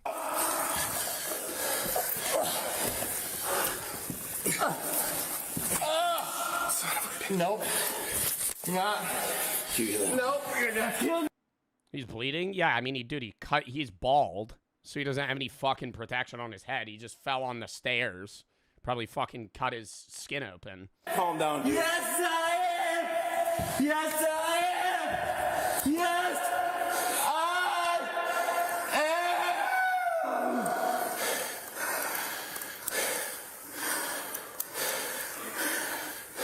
You gonna calm down for us? I will calm. I'm ready to speak. I am here. Dude, he's kind of like acting like a demon more than Jesus, no? Like he's like deepening his voice. He's like, I am here. Yeah, he's like Batman. Where are you hurt? I'm not hurt. I'm not hurt at all. Well, you're bleeding besides your head. You hurt anywhere else? No, it'll heal just fine. No, but it'll heal just fine. After all, I am Jesus. I could just fix it right now. Boop. Boop. See, and it's all better.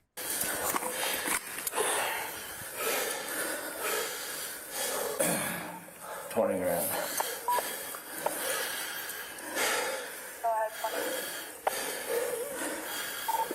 Taser deployed. We're 1095. 10-2 for now. What's Why don't they carry him out of the church? Like, I feel like that should be the first. Anywhere else, I understand them just kind of like assessing this. I'd be like, maybe let's get him out of the church right now. There were people here that were trying to pray.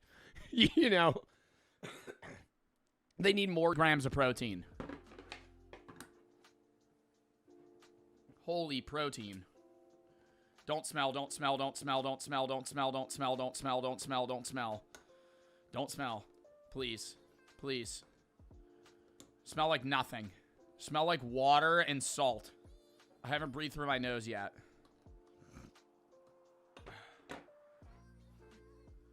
God damn it. I have to drain this. Oh, that's not good news. Look how...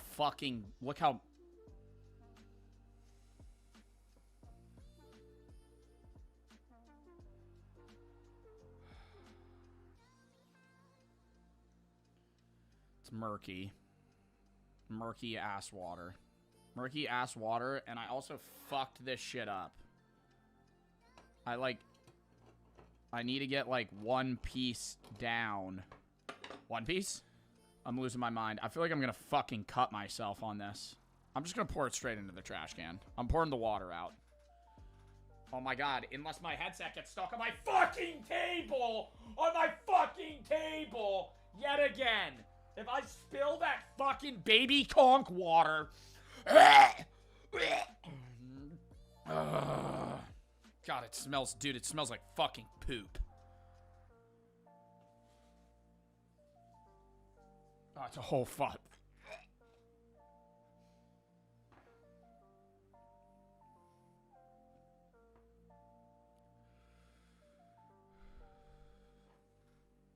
I don't want to eat that.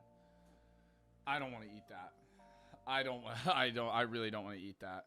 I've eaten canned octopus, and that shit, surprisingly not bad. It ruined my toothbrush. It made my teeth, imbowed. It gave the smell of the canned octopus on my toothbrush, and I think the same thing's gonna happen with this. I thought it was gonna be one big conch. It's just a shitload of baby conchs, dude. and it's got like a fucking wart foot. That's disgusting. And it smells horrible.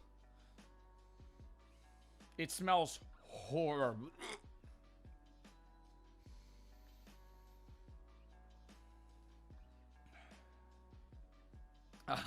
Just lock it in. You know what? You know the funny thing is, there was the other day, there was a chatter that was like, I appreciate you gagging off camera and not throwing up. Yo, if they're tapped into this stream, I apologize, buddy. Stop stalling. Dude. I'm not eating the whole fucking thing. I don't know what I should go for, though. It has this hard foot. And then it's like a weird shell around it. Is this like organs? God, dude, the macros are crazy on this shit, though. You know how fast you'd bulk up? Oh, God, well, I don't know what that...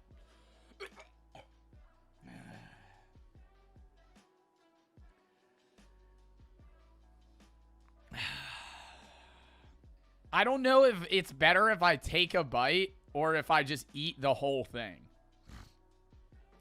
Like, okay, here's the problem. Textures, chat, I know I'm sawing, I don't care. Texture's such a big thing for me. If I bite into this and it goes, or it pops, I'm throwing up. Like, the taste is less of a problem. It's the smell. If it tastes like shit, dude, that's fine.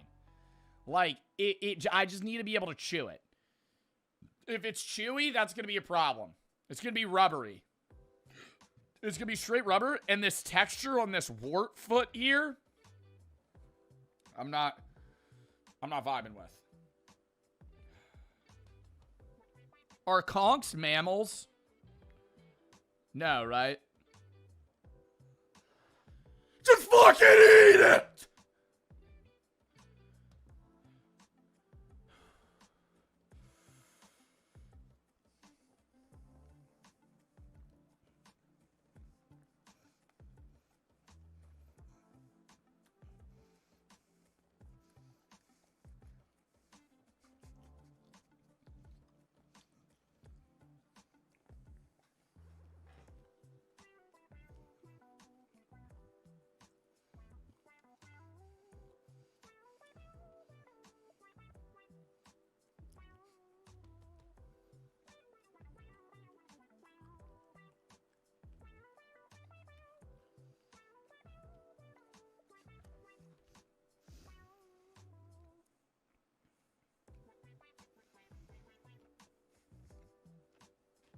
Straight rubber. It's straight rubber. It's straight rubber. I'm eating a tire. Oh my God, it's exactly what I didn't want.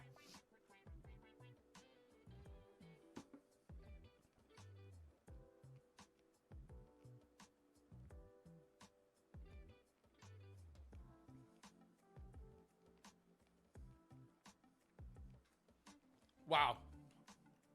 You know how, oh my God. Oh my God. You know how you have to make that conscious connection in your head to go, I'm going to swallow this now. Like, you could say, I'm going to swallow this, but your body needs to let you swallow it. Like, have you ever had a really chewy piece of steak and you're just going, and you're just like, okay, at some point I got to swallow this shit. I've been chewing it for like 30 seconds. That was that through and through. It literally just felt like I was eating fucking like gristle on a steak. So rubbery. Exact same taste as the octopus. Exact same taste as the octopus. The taste was a 4. Maybe a 3. The texture was a 1. That was bad. Now, if I could grind this up with like rice and just fucking rip it, bulk meal. I mean, bulk meal. Lean meat. 40 grams of protein for a can. The fuck? That shit's awesome. All right, now we get to round it off with something that's happy. Well, not really happy. The world's sourest candy balls. They're Black Megadeth. Black Megadeth balls. There's like different brands that make them. But they're these super, super covered. What is that sour powder? Oh my god, what's that called? What is that sour powder called? It's not citric acid. Malic acid. Well, it might have citric acid too. Yeah, it's citric and malic acid. So it's just fully covered. The ball itself is black, but it's white because of that. No reaction. After the baby conk, I can conquer anything. Conk. Conquer. Play on words. Oh, it's rock hard.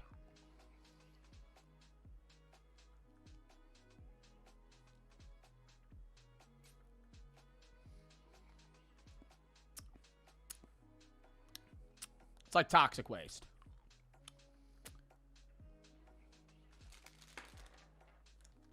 These are actually good as fuck. That's not even a food gauntlet. That's a reward. That's a reward at the end. I love sour shit. I love sour shit. Look at this.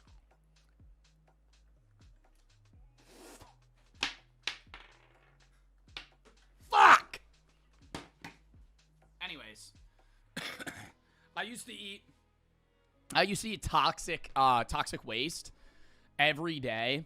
And if you gave me a little jar of toxic waste when I was a kid, I would eat all of them in a day to the point that the roof of my mouth would be bleeding.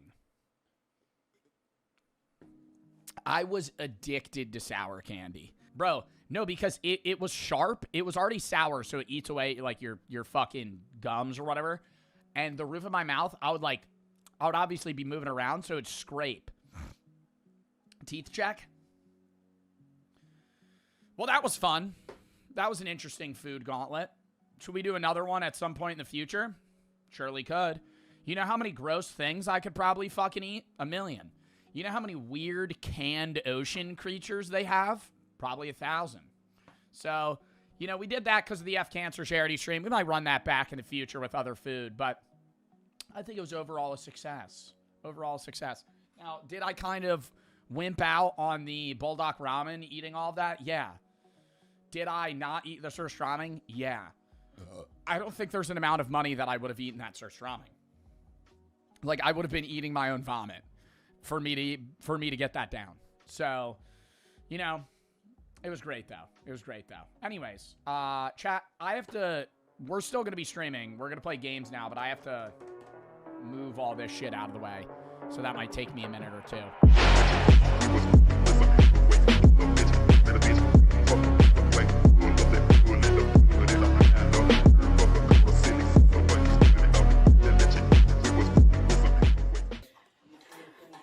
I got a tank out back. Got goddamn keys put on my neck. Did you get my purse? Put it on my ID on my ass track. You don't need it. I got shit to paint with. Calm down. It's jail, mother. That's where you're going. For Helen, too. Put Helen in jail. She experiences jail. And she experiences goddamn handcuffs. You got her. Handcuffs in goddamn jail. What are you trying to do? Put her in handcuffs. I don't want to slip it. And put her in jail. She rides and backs with me. You better run. Okay, they're laughing. I was gonna say there's no way this entire video they never like smile. Like she's just screaming like nonsense obscenities at them and they're just like, you need to relax. Okay. No, you need to calm down. Put Helen in the other goddamn truck. You put Helen. Start knocking out some of the report for me. Well, get her ass in the car. You put Helen in the other goddamn truck now. You're not picking up, put me in your piggy. I'm awful heavy. How much can you weigh? You want to unlock them so I can climb in? Okay, there's something tender. Let's play pretend. Get on that side over here, man. All right, come on. Oh, she's refusing to get up now, and she said, I'm pretty heavy. Good luck. I'm leg and a half in a wheelchair. I can't. I'm leg in a wheelchair. Stand I don't up. have arms. I'm a wheelchair. Okay, well, stand I'm up. paraplegic. I can't. Stand up. I'm handicapped. I can't. I have a wheelchair handicap accessibility. We know you can walk. She just said she's trying to say that her legs don't work and she needs a wheelchair. She just walked fucking multiple stories into an elevator, down the steps. I legally can't. Stand up. You dropped me on the goddamn floor. I fell. I had hands to get up. Paraplegic, she just walked casually out of the fucking room. This is illegal racism. I'm a handicapped woman and I fell. You have to give me arms to see under the handicapped woman. Give me a wheelchair. Oh, we're just throwing out every possible thing. I'm handicapped. This is ableist. You guys are racist. I'm having a seizure. You're not helping me. Give me a wheelchair. Or said racism. Dude, I feel like it's very often that people fake. Did you ever see that one TikTok of the woman faking a seizure? And the cop was like, I know you're faking it. And she kept, like, acting like she was seizing. So he gave her, like, a sternum rub, which is, like, a test to see if somebody that is, if they're seizing. Because if they are seizing, they don't react, but a sternum rub hurts. He instantly starts, like, elbowing her sternum. She's like, ah! And fucking, like, immediately reacts to it. She's like, okay. He just gives up. Dude, because it's like, why is that the go-to? We've seen so many videos where people fake seizures. Like, why is that the... What's the idea there? You know, I kind of understand her being like, you guys are being racist or trying to claim something that she could maybe have the grounds of. But it's like, how are you going to fake having a seizure? Abuse. They're going to be able to prove that you never had one. There you go. God damn it. Okay, wait a minute. Okay. Thank you. So. Slide in there. Don't cross my feet. It's like the easiest to fake. I feel like you don't know what seizures are. Like, if you're around cops, EMTs, paramedics, and, like, trained professionals, from an outside perspective, yeah, a seizure looks like somebody is just violently shaking. Like, their entire bodies are seizing. They're not responsive to anything, right? Like, it's not easy to fake. Okay. You don't just start, like, violently shaking. That's what they always do. I'm like, it's not, like, a seizure is a lot more than that. Like, your entire body is convulsing violently. I need to breathe. Okay, slide in there. Roll it on the window. You know how hard is in a wheelchair? It's not that for real. What do you mean not that hard? This was unnecessary. Slide your feet in there. No, Helen. I'm annoyed. I'm gonna watch you. We're not playing pretend. Get in the car now. I can't. I gotta touch my leg. Get in the car. I can't get my left leg in without you smashing it. You're gonna have to help me with my left leg in because you're gonna smash in the board. Sit up there on the seat where you was. I can't because I don't have both hands. I'm short. I'm the muted deformed. I'm a turtle. You got it. Why is she so calm now? Did she just say I'm a mutated, I'm a turtle? Backpack and you wrap my arms to a backpack. I'm a turtle and you wrap my arms to a backpack. Can you wrap them in front, please, to my titties? No. Then how am I supposed to back up? Come on. Stand up. Lay me down. Get in there now. I'm trying, but you're gonna break my wrist. You would really break my wrist. Come on. Okay, wait a minute. Let me Trying to help you. Let me stand Scoot on still. your butt Yes, into the slow, into the slow. seat. Don't do it mean I'm supposed to be. I light a wing. Ready? 1, 2. You're gonna break my wrist. You will break my wrist. Get up there. God damn it! Your metal will break my wrist. Get I'm up there. deformed and I'm wheelchair. Get in. There you go. Now pull your leg in. That hurt. Good job. I'm a teenage mutant turtle, and you can't put handcuffs behind me because I'm a handicapped wheelchair. I put them in the front of titties because I'm handicapped. Because she's a handicapped teenage mutant ninja turtle, she needs her handcuffs in front of her boobs instead of behind her back. By law. Sonia. Self-defense lawyer now. You are the worst goddamn witch people I ever met in my goddamn life. The worst humans in my goddamn life. And I can train a dog to protect somebody from a human before a human can drive a goddamn car without hitting me. And the mother titty. I was just telling them don't open my goddamn government mail check. It's a government phone, the only phone I had. I got it. I worked hard to get it. I ordered it, and in 17 days I got it, and guess what? In 3 days I got my truck, and I did so much, and that short amount of time, I left my house one goddamn time, and they destroyed my motherfucking wallet with my money, and did 2 of everything in my wallet. And one time I left my door unlocked and trusted you stupid motherfuckers. 911 ain't worth no with a 1-0 to spell a goddamn name on a piece of plastic without shooting me in the forehead, you Barney Five piece of shit in America. I've been in my house for 7 months. I went to jail 3 times. I went to psych 7 times for crazy Sonya on a 5-letter word. Flipping 4 pennies in between my What is she saying? 4 fingers, you son of a... She's saying in the last 7 months she went to jail 3 times. I genuinely believe that all 3 of those times were because she called a complaint on somebody and then just violently crashed out for hours on end to the point where it was like, hey, you're disturbing the peace. And I got 2 veteran sons, you piece of shit. And these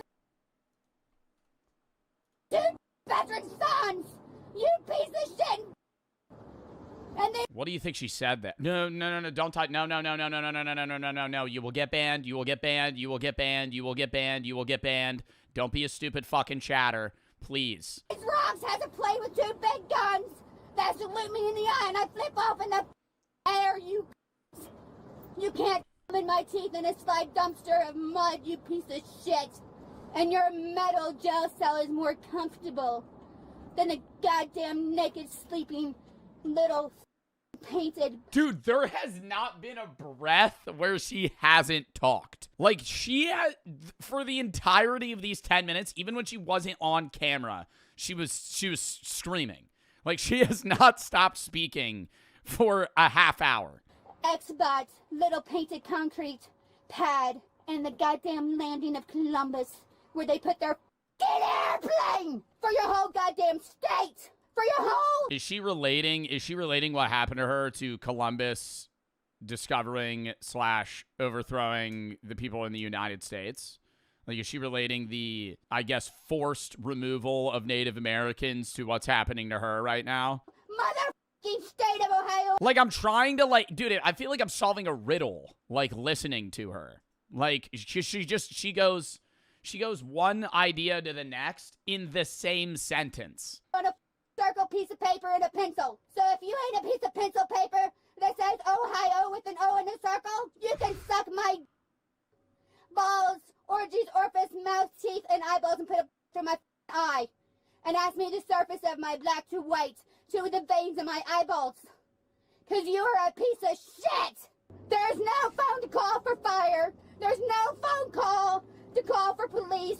Or please help me in English with PLZ, or no, or yes. No, don't open my mail, and yes, arrest me, and take me straight to a goddamn airplane, and get me the f*** away from an American. Take me to Columbus Air. Okay, can I say this is actually impressive that she's able to ramble this continuously?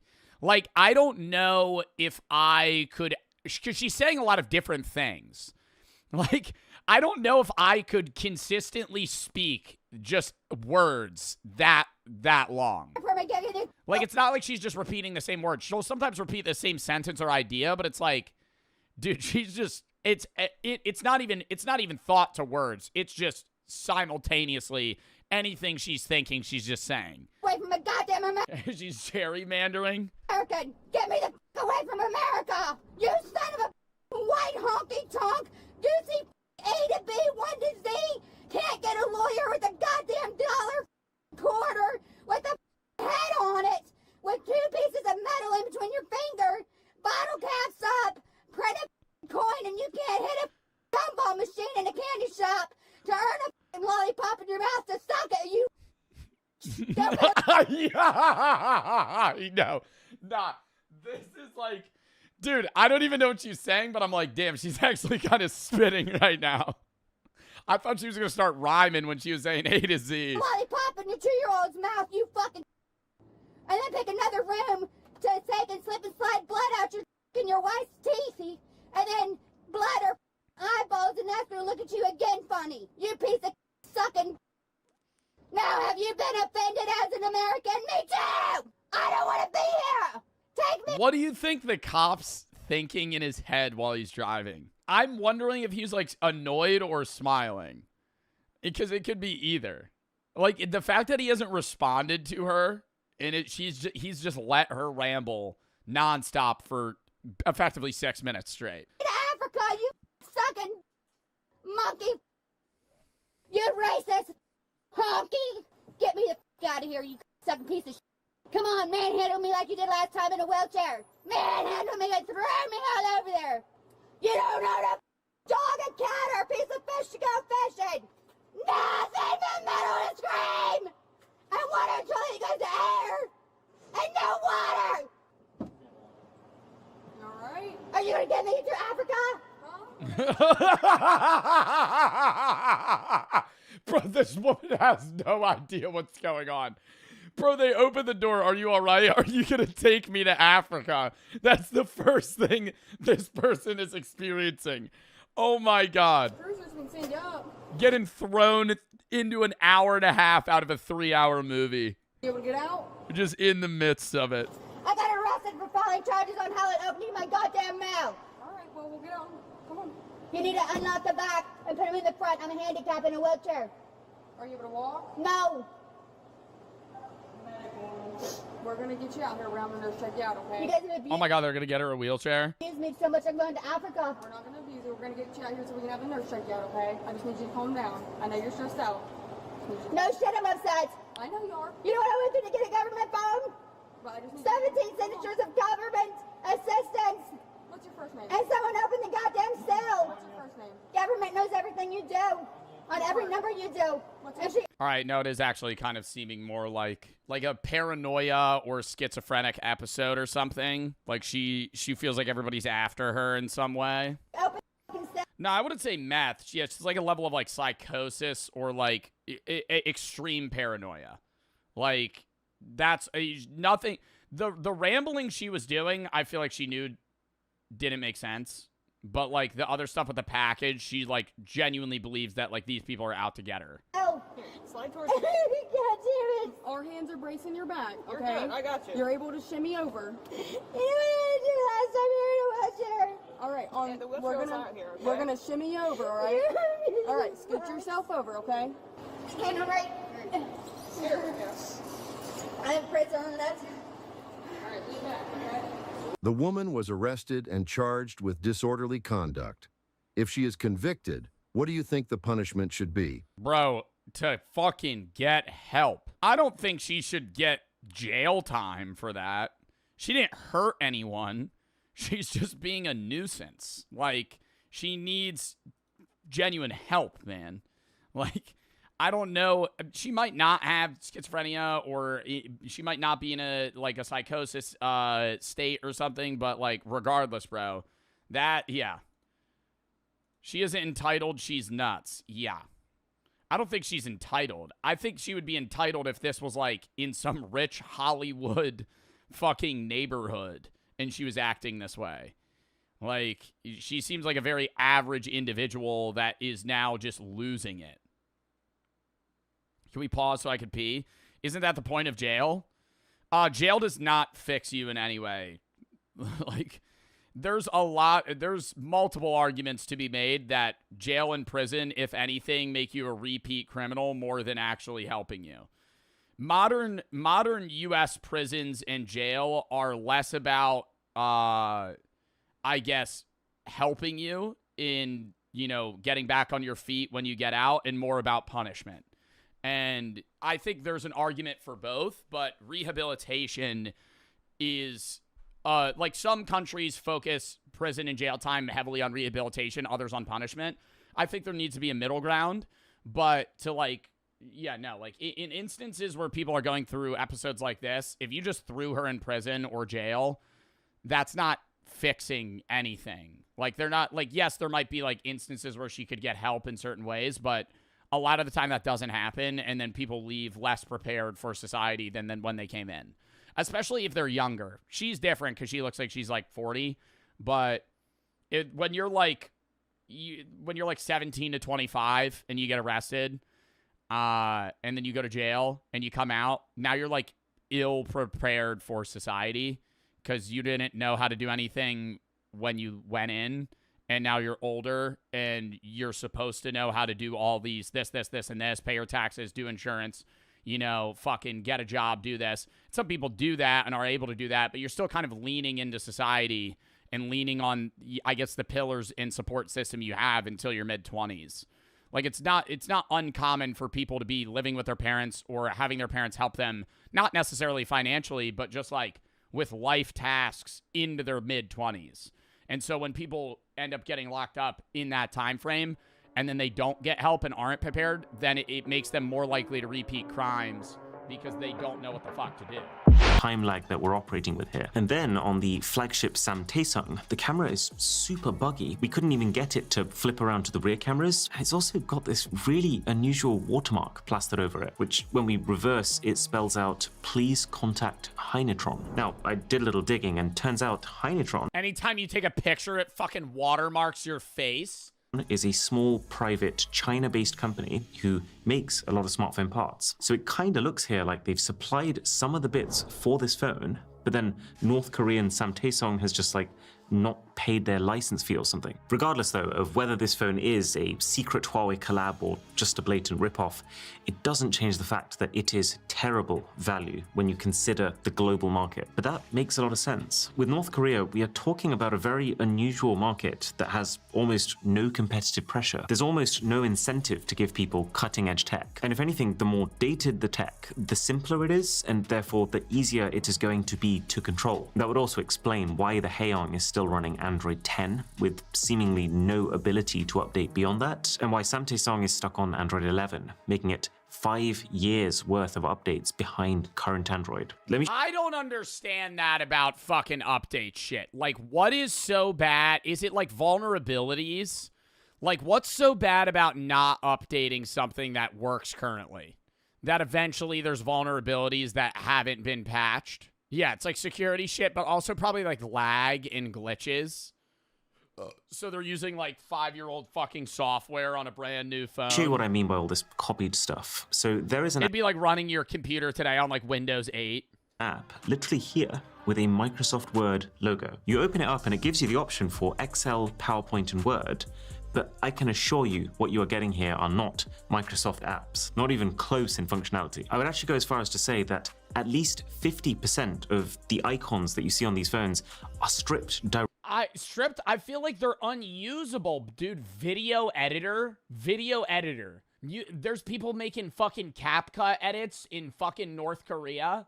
Get the hell out of here. Theme manager, what is this? Directly from other companies, like File Manager and Compass. Those are basically Huawei icons that are very slightly reskinned. Maps is an almost one-to-one of the Google Maps icon. This random game uses the same icon as the Mobi Office work application. But let's just zoom out for a second. Even the official Sam Taesung wallpaper, I'm pretty sure they have literally just downloaded the wallpaper from an Honor phone and then added an 8 to it. And then if I go over here to the About Phone section, I recognize that image. That image is actually stripped straight from the promo material of the completely different looking Huawei Mate 30 Pro phone from years ago. And yet it is serving as the poster image for the Sam. I'm surprised they even put this much work into like making it look nice. Like, do you think that's a part of the appeal for the North Korean people? Is like they're really trying to con you into thinking this is a good phone? Because like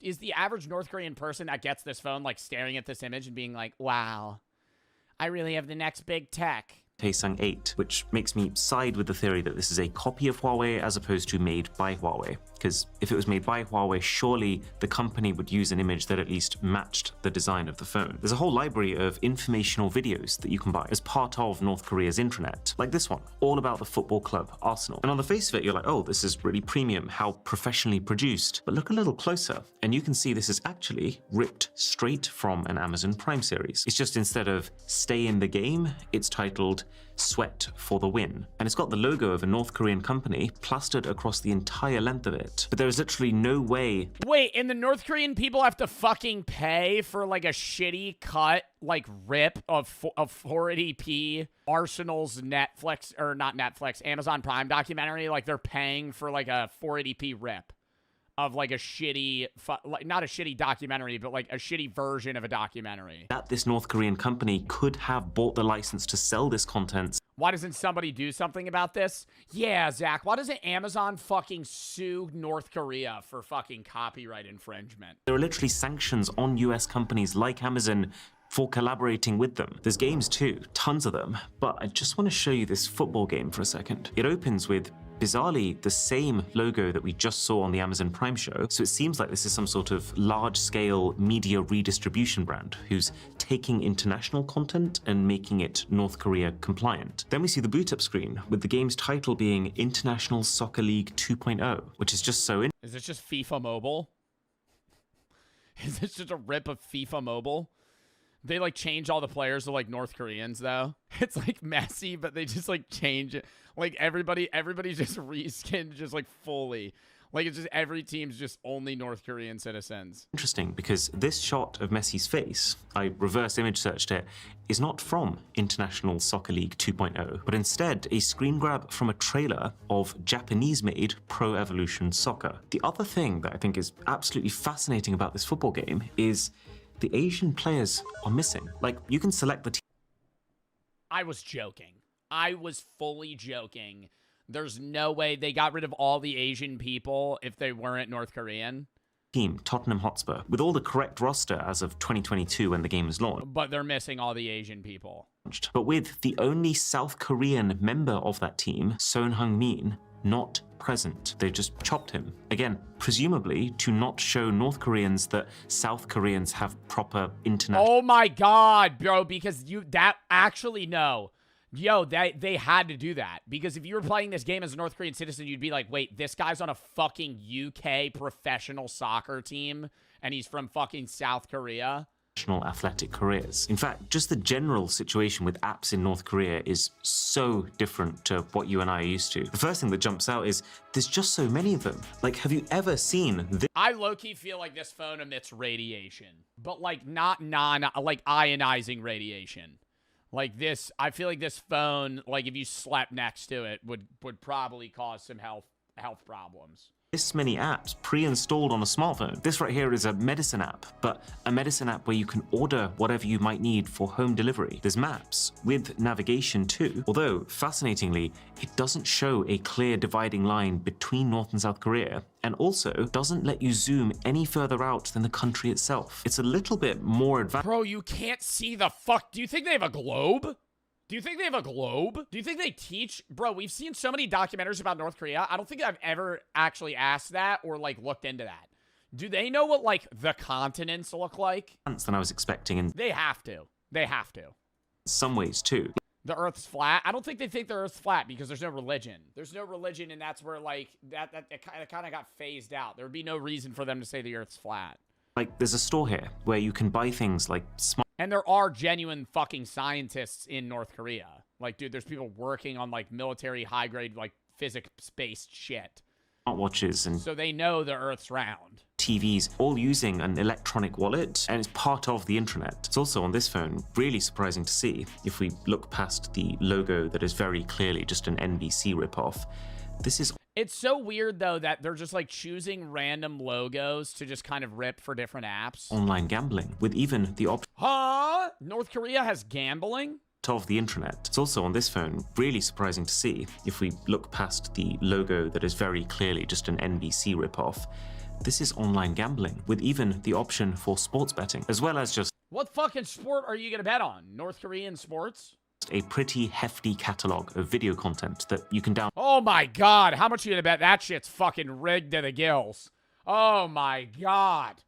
Betting on a fucking North Korean football match and you fucking throw like $5,000 on some shit, they're like, just lose. Just lose. I go, okay. Download onto the phones. But you can also see that the North Korean government's influence permeates every layer of this, even the types of movies available. I couldn't find one from the US or South Korea, but Russian movies? Loads of them. Remember, the criteria here is not which movies does the North Korean population like the most, it's which movies does the regime want the population to watch. And so it makes sense that it's all filled with Russian content, since Russia is one of North Korea's closest political allies, and Russian ideologies line up very closely to North Korean ones. There's also, weirdly... Yeah, but it's Russian ideologies, but it's not just Russian film. What's that one movie where they use real bullets that was a Russian film that we watched? Come and see. I'm telling you right now, the North Korean people do not have access to come and see. That's like an anti-war like movie about how horrible it is for people, and it ruins lives, families, and fucking everything. Yeah, no shot in hell they'd have that. A bunch They have access to Russian films that are pre-approved. of Indian movies, including ones that I've seen before, like Three Idiots. The link between North Korea and India isn't as clear-cut, but the guys from Daily NK have a theory that Indian culture hits a bit of a sweet spot. It's kind of different enough to seem exotic and interesting to North Koreans, But they won't want it. but while still not posing a threat to their culture Yeah, it's not going to make them want to change their own culture. in the way that Western content does. And then there's just a whole load of apps that feel not just guided by the government, but directly requested by them. Like this one is entirely biographies of past and current North Korean rulers. Something else I've never seen before is a general guidance app, which is split into 4 categories: laws, regulations, a legal dictionary, and then common sense, which really is exactly what it sounds. You imagine you're doing some sketchy shit on your fucking North Korean iPhone, and like out of nowhere you just get a fucking phone call and it's just Kim Jong-un's face. It's like John Pork, but worse. Like it's so strange. It's like way worse. How should we legally understand the family? Who are relatives? Can't relatives marry? I wonder if the idea is giving. Wait, what? Legally understand. I chat on girls on Facebook. That is not. But that is not part. Yo, first half. You know, you're answering the question here. You don't need it. You don't need to tell the interviewer that you flirt with girls on Facebook in your free time. And also, I collect pan masala wrappers. Okay. I have a huge collection, almost 2,000. And how do you see yourself progress in this career? Sir, I will have a fruity career in your steamy company, and I will perform and reach the climax position. Okay, and can you shift to Oman? Will you have any problems shifting to Oman? Sir, I do not have any problem to. They have to move countries. Shifting abroad country, but I will not change my religion. Otherwise, I am very open-minded, and I am always happy, even when I am sad. And I am morally very good, morally very high. And I have also my resignation letter ready from BSN. Okay, so then we'll get back to you. Sir, I am getting the job now. We'll get back to you. Thank you very much. That didn't seem real. That did not seem real. That did not seem real. I like that guy. No, he seemed nice, but I mean, he was a bad interviewer. He was like, yeah, I'll move. Not going to change my religion, though. Valid. I don't think that was being asked of you. Did he get the job? We'll never know. That was from 13 years ago. Bear attack. Man is trying to run away from attacking bear. On a bicycle? Cooked. Can't bears run like 30 miles an hour? Like top speed? And he just started riding? Oh no, it cuts. Wow, what a peaceful bike ride otherwise. If there's no bear in the region, this is why you gotta blast like fucking Lil Pump when you ride through the woods to scare the bears off. Oh, fuck no. Oh my God. He gets away from that? Oh my God, dude. The way I would fall off the bike. That's a good 10 feet away from him. That is a big ass brown bear right there. It's not even making noise. Holy fuck. This is CGI? AI? Chat, this was posted 11 years ago. I don't think this is AI. This was posted in 2014. This has to be real. Oh, he starts pedaling like a motherfucker. Yo, is that the best play? I thought you're supposed to like lay down and let it attack you. If I'm on a bike, though, I probably would try to run.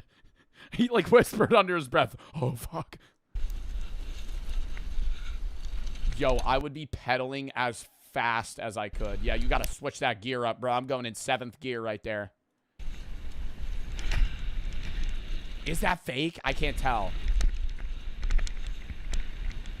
It's oddly quiet. I feel like I would hear a bear growl. Is this real? I gotta go in the comments. I don't know, man. This being from fucking 11 years ago makes me think it's real. It's just the quality of the video is so bad that I can't tell. Nah, it kind of does look like a PNG running. I feel like this is still probably a scenario somebody's been in where they're like riding a mountain bike and a bear starts chasing them. You know the one that I have seen? Actually, is it fake?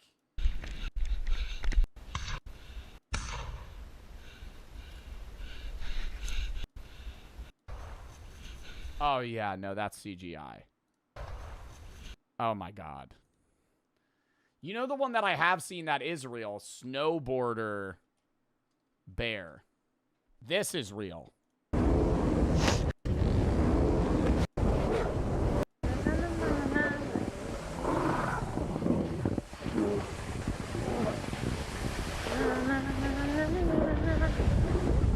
This is also fake? You're lying. No, this one looks so real.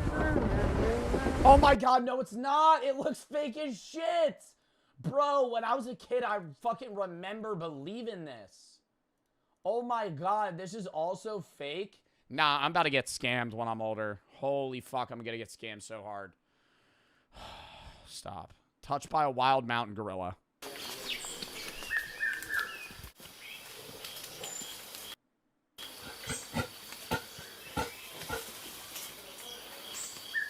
Mortified. Not from the small gorillas. That big motherfucker sitting there. Do you think he's not moving because he wants them to get near him or he's scared?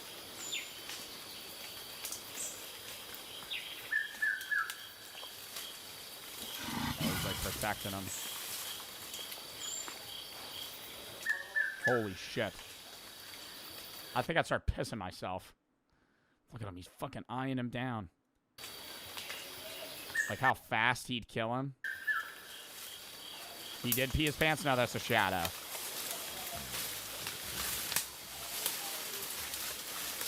Oh my god, he's taking a seat. This guy's gonna be hunkered down here for a few hours. Oh, no way, John.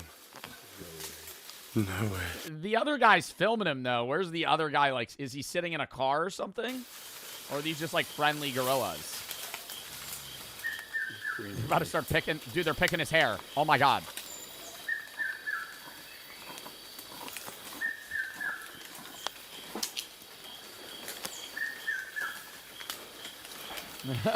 Yo! He's happy. I feel like I'd be so nervous. I don't think I could do this. I think these might be on like some like more public like wildlife conservation thing. They're used to people. Feeling now, John. My heart is racing. The silverback is just behind you. He sat a meter behind you. And there are 3 babies squashed between him and you. Yeah. You just hear Josh. And he's like, what? And then he just gets his fucking head ripped off. It's touching your hair. Bit of it's actually grooming. Here comes a female. Oh. Yeah, like he can't see that one. It's that black shirt of yours. And the silverback. Now the little one's climbing up. Oh my god, they think he's a gorilla? To get a closer look at your hair. He's on his back.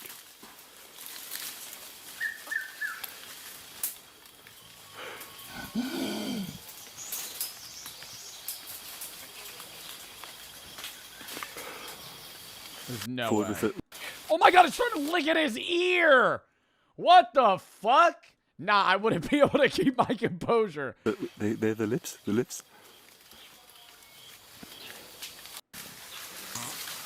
Oh, just ripped ass.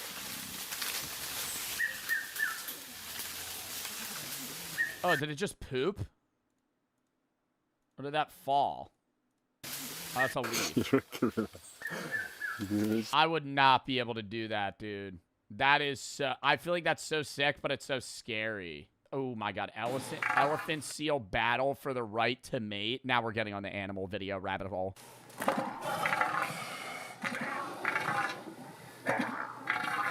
Are they fucking right now? Oh, what's that goop noise?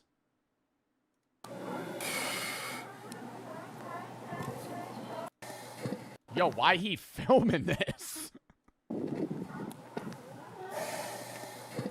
Dude, I always find, like, elephant seals and walruses to just be the weirdest animals. Like, they're just fat. Like, they're literally blobs that kind of just roll themselves across the ground. He's eating his nose, like Squidward. Nah, he's sucking on his own nose right now. That's crazy. What is he doing?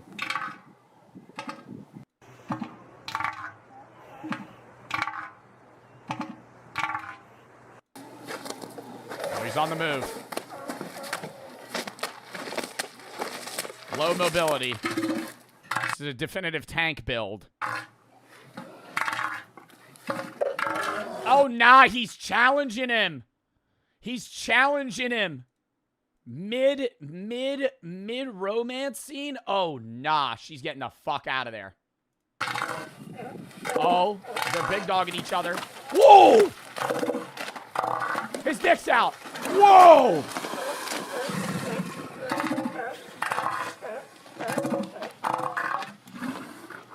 He has the high ground. My bet's on big dog. Ooh, he's going for a bunch of snips, though. Whoa. Other one's got to go in the attack here, man. You're holding your ground. You got to start doing some damage. This is TOS, bro. They're not going to kill each other. They're just going to fucking peck at each other until one of them runs away. Also, I love how this guy's like 6 feet away from them. Do you think he's zoomed in from afar? It looks like he's standing right next to them fight. Whoa.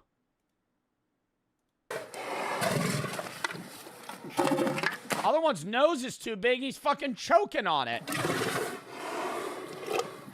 Ew. Oh my god, he's just like gagged. Yo! Oh, they're going at it now.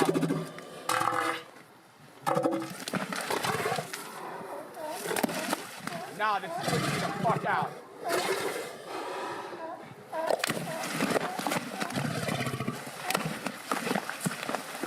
Damn! Damn! No, they're scrapping like crazy. They're not really hurting each other. Run predictions. Run predictions. Run predictions. Start putting money on it. I don't know. I feel like this one's got more, this one's more aggressive, but I feel like this one, you know, he's kind of holding his ground. Like crazy right now. He ain't attacking, though. He's got to start fighting. Oh, he's got his nose! He's got his nose! He's got his nose! Oh! Oh! Oh! He took a bite out of that motherfucker. And then he ran away.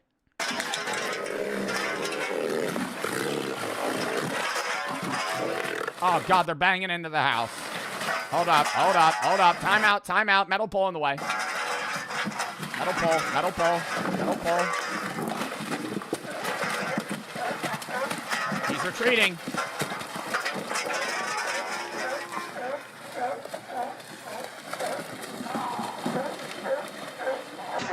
So he lost. Why do we have double camera angles lined up here?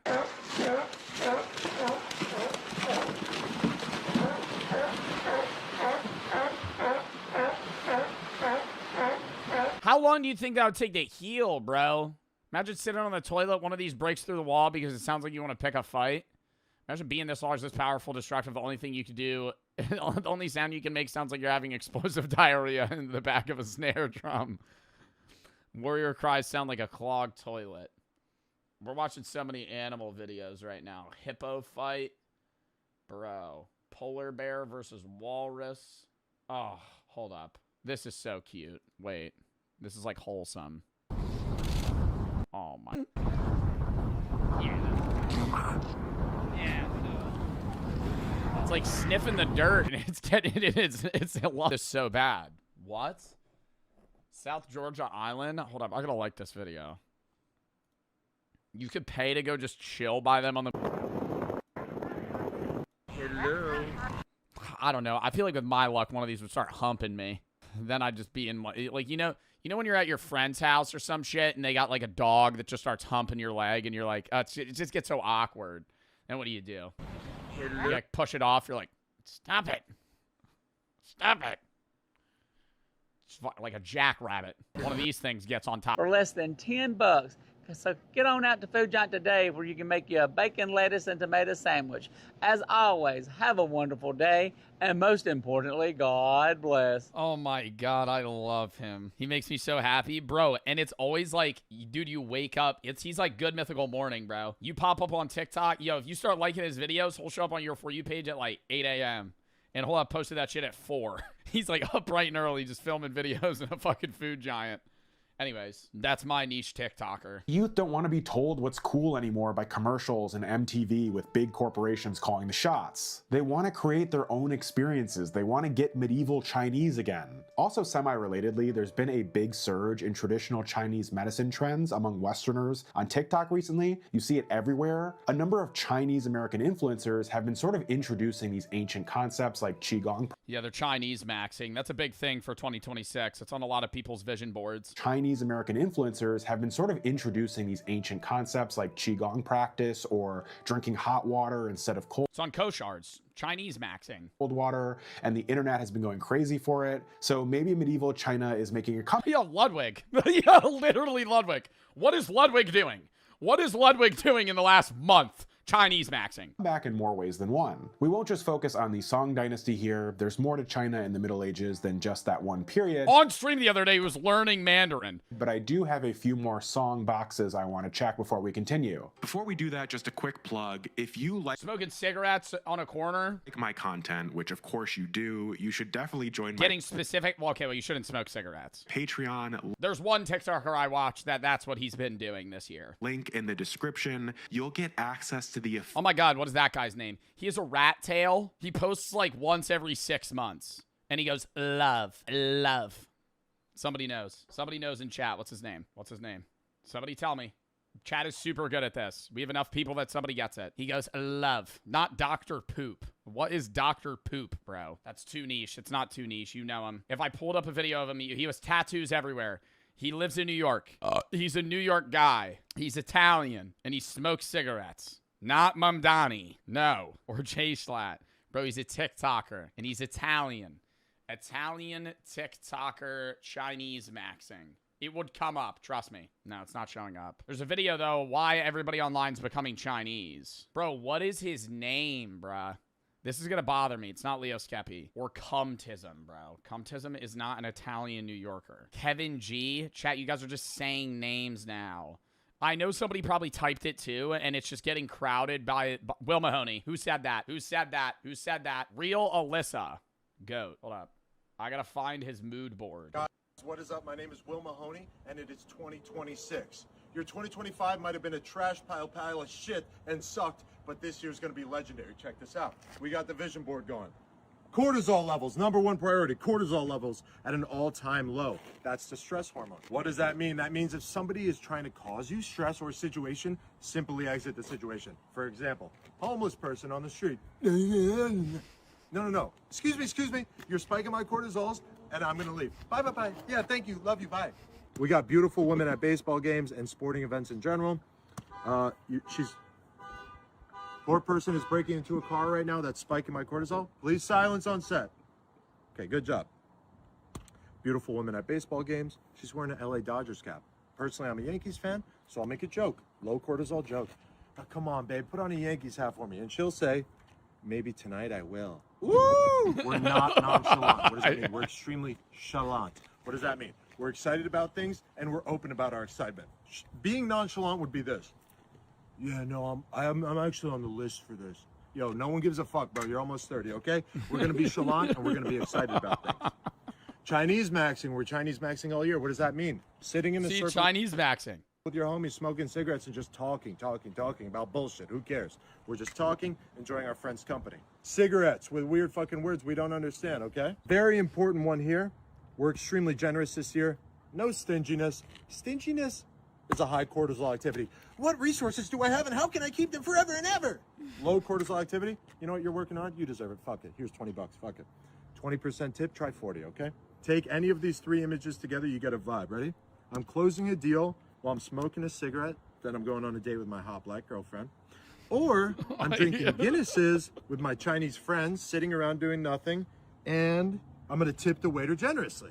Okay, this is basically, come on, I'm trying to build a vision here. Do you get it? We're counting foreign currencies, but not just foreign currencies, one that we don't really know the exchange rate of because we just got there a couple of days ago. You go, wait, how much USD is it? Once you know the USD transfer rate, that means you've been in the place too long, okay? Let's break it down. This is what we're going for. Luxury, optimism, vibes, and energy. Short for love. Anyway, guys, have a beautiful year. It's going to be legendary, epic, awesome, sexual, and handsome.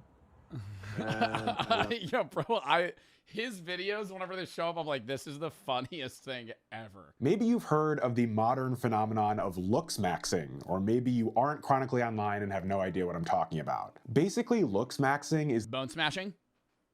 The new version of the age-old concept of getting hot, although it goes way beyond diet and exercise and a little Botox. Young people, I would say especially young men, are exploring all of these scientific avenues to try and improve their looks. The most medieval-seeming looks-maxing method is called bone smashing, and it's been promoted over and over again by probably the most famous— Don't tell me they were bone smashing in medieval China. Is clavicular like a reincarnation of a high-status medieval Chinese man? Looks maxer, a 19-year-old streamer named Clavicular. Looks maxer, bone smashing, clavicular. I understand this all might sound ridiculous to you, but stick with me because it's interesting. Also, don't you want to understand the youth? Anyway, the way Clavicular describes it, bone smashing is when you take a tiny hammer and tap hard along your cheekbones and your jawbone. It causes a temporary swelling that lasts for a few hours and makes those bones look more defined. So it's something you might do just before a night out so you can look more masculine to any ladies you meet. Maybe at this point this isn't a crazy revelation, but it's not even permanent. Turns out young guys in medieval China had the same insecurities that modern men do, and they even went about similar— A lot of sub threes in medieval China, you're telling me, that needed a bone smash to lux max. methods of soothing their anxieties. Okay. During the Song Dynasty period, there was this really interesting tension between the Wen class, who were the more literary, refined scholars, and sub 5 talking. Shut up. Wu class. I got rated mid-tier normie. Who were the more martial and physical— I'm a 5. Physical warrior caste. Depending on which group you belong to, you'd basically looks max to make sure your outward appearance matched what you represented. So that meant young men who were part of the scholarly class went to these extreme lengths to— Dude, Joe with Greek curls, dude. Oh my god, he could be like high-tier normie. Achieve this sort of refined— What is he gonna go back to that? Pale physical aesthetic with slender features to essentially highlight the fact that they never had— Bro, I'm not gonna lie, I messaged Jinxie the other day. Oh my god. I messaged Jinxie the other day. Jinxie, when he was in the UK, bro, he looked, oh my god. Yo, hot. I'll say, he was mogging when he had that quarter zip on. Bro, you know what I'm talking about. You know what I'm talking about. If you're chronically online, hold up. I gotta pull up the video, bro. Jinxie mogging. It shows up immediately. Tell me Jinxie is not mogging right now.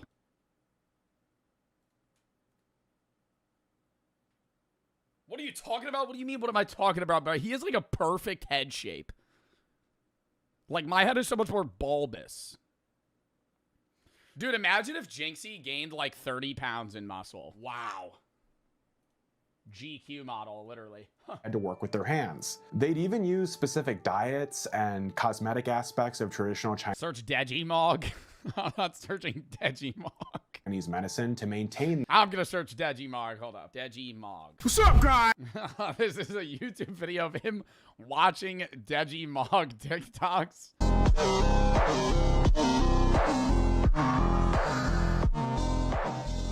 Wow. This look that would instantly signal to every Joe Sipping, I messaged Jinxie that at like dude, it had to be like 3 a.m. I saw the TikTok.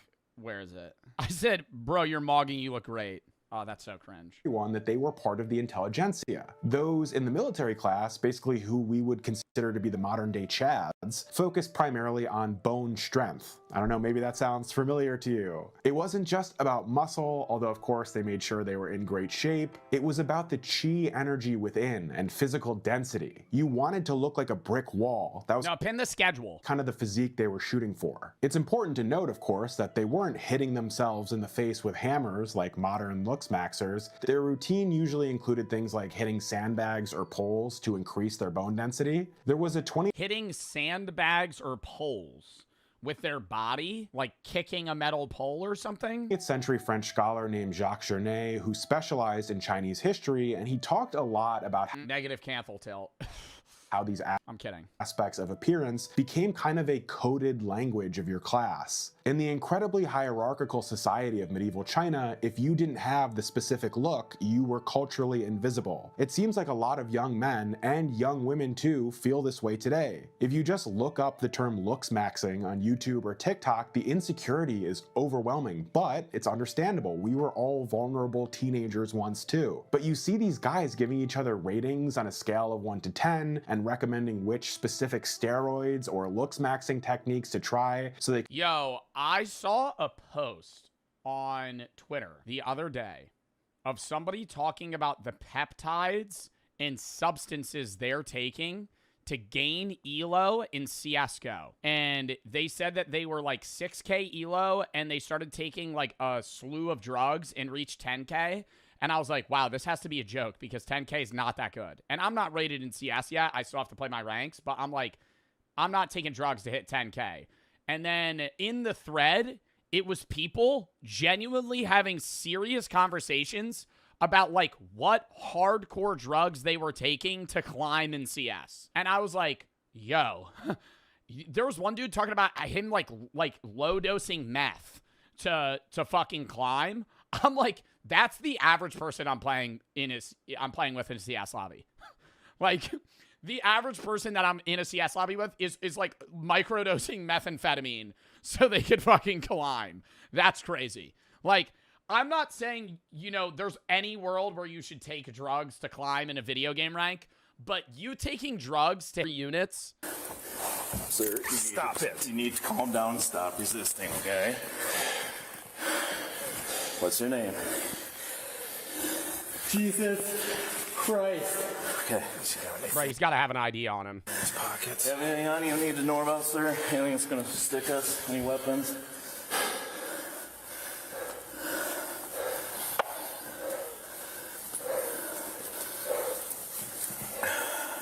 I never died on my sins. Been here the whole time. It's been me. Been here the whole time, buddy. Let me tell you, 2,000 years. First, I was sitting in a cave. And then, you know, the whole medieval thing happened. Then there was the plague. And I was just kind of posted up during that. And then, you know, the past few years, I've been just kind of grinding League of Legends ARAM.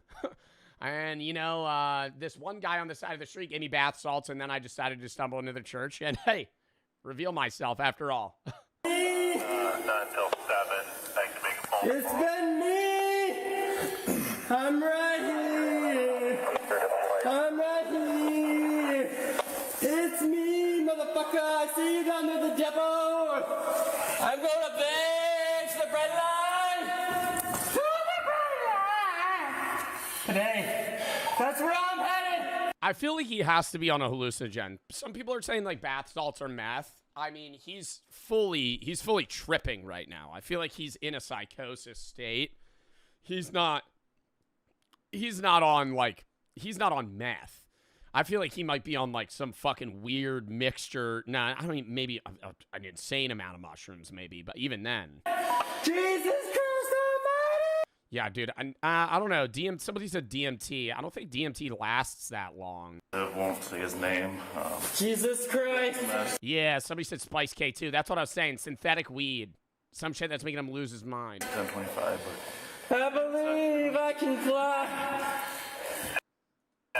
I believe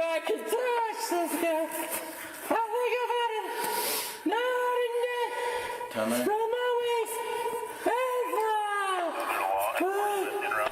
And fly away. You know, I can fly after all. Huh. Yeah, one more. Yeah, probably a little one here. Let's search and try. All right. Towards me a little bit. I don't see anything in these pockets here. On the other side. That's going to be with the church here. Okay. Why is he out of breath? I feel like he's just hyperventilating. Stop. Fuck you! I'm Jesus Christ Almighty! You will not Bro, how long would he be tripping on this shit for? let me go! You shall set me free!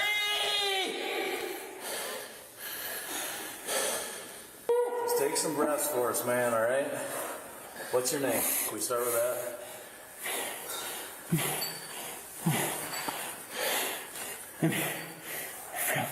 What's your name, bud?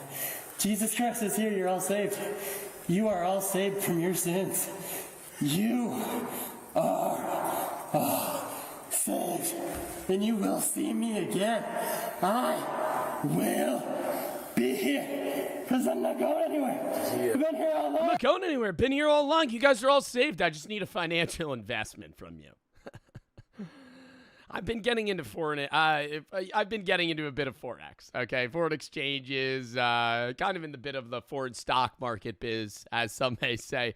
If you give me $1,000, I'll be able to flip it for you, no problem. Trust me, I'm Jesus. We are all eternal life. Yes, we are. Yes, we I also have a great deal on Cutco knives. There are no shackles here. There's nothing here. I give up. I give away all of my sins. For thou is the kingdom of glory. And oh, yeah, you might be on PCP. all shall be free. I'm right here. I've been here all along. I've been here all along. Oh my God, is that the priest just watching? Holy fuck, bro. He's probably having a goddamn reawakening right now. That priest is probably full on just like praying in the corner like, dude, somebody help this guy. We live for all this time, for I, Jesus Christ, your Savior, He is. Listen to me, Aaron. We're going to try to switch up on your butt. Aaron Peterson? They found out his name? How do they find his name? On your eye, all right? Can we sit you on your butt? Are they going to bring a card in? You want it? Yeah. Why don't you put it right here? Yeah, let's. Aaron Peterson is just an alias. I have been under the veil of Aaron the entire time. I am actually Jesus. Hey, Aaron, we're going to sit you on your butt. I know. It might come a shock to all of you. It's all been a temptation all along. Nobody should die. Nobody. It's me all along. His ID? Yeah, but they checked his pockets. I don't think he had anything. You alright? Your Savior. Where's the blood from, guys? His head? His eye's got one. He's got a knot. He dove off a couple times. Thou shalt set here. Yeah. Dove off a couple times, bro. Cop just watched that shit. And he knew by the third time the guy runs up the steps, you're like, he's probably going to do a back flop again. If I had to take my guess, I think he's probably going to do a back flop onto the... Oh, and he did it. Maybe tried to catch him. I don't know. I didn't need to die. Backwards. It was all temptation. He was throwing stuff. He started throwing stuff off the altar. Dude, he was throwing everything. Told him he was under arrest after he was throwing stuff. Why did I feel like everything was on me? Behind his back. Why? Why am I in so close to thee? Here, we'll try to step him up. Raise me from the depths. Please stand up. Raise me from the Oh, no, he cut his eyebrow. For Aaron! I was in front of you all along. Step up. His skull's cracked. He didn't crack his skull. I think we're just going to have to carry It's like, have you ever seen boxers where they get like their eyebrow cut and it just starts gushing? It's the same thing. Aaron. That's what it looked like, at least. Where's the federal rush? O-dub. O-dub. Yeah, someone's going to probably 2 hours. Here, just turn it. Yeah, they're gonna have to fucking strap him to that shit, dude. Sorry, guys. Oops. Aaron, how long? Did I ever tell y'all about the story of when my paramedic friend got into a fist fight with a guy like hyped up on like cocaine and fucking ketamine or some shit? It's common EMTs. What's it called? A speedball? It was cocaine and heroin, yeah. And he was ODing on the heroin. And he said it's common that people are doing speedballs. You give them Narcan, and that wipes the heroin out. But then they're just on cocaine, and a lot of it. So like this guy's ODing in the back of an ambulance, and you're like, I gotta give him Narcan, and they come out and they're angry because they just got blasted out of the best high of their life in their mind. And now the heroin's gone, so they're not sluggish. They're just really fucking aggressive and hyper now because they're only on cocaine. So you're witnessing a guy that's like dying from OD. You Narcan him, and then instead of being like, thank you for saving my life, they go, ah! And they just start fucking wailing on you. And so he has to bear hug him and body slam him to the ground to fucking restrain him. I'm like, God damn, dude, that's like a casual thing that paramedics sometimes have to deal with like drug addicts.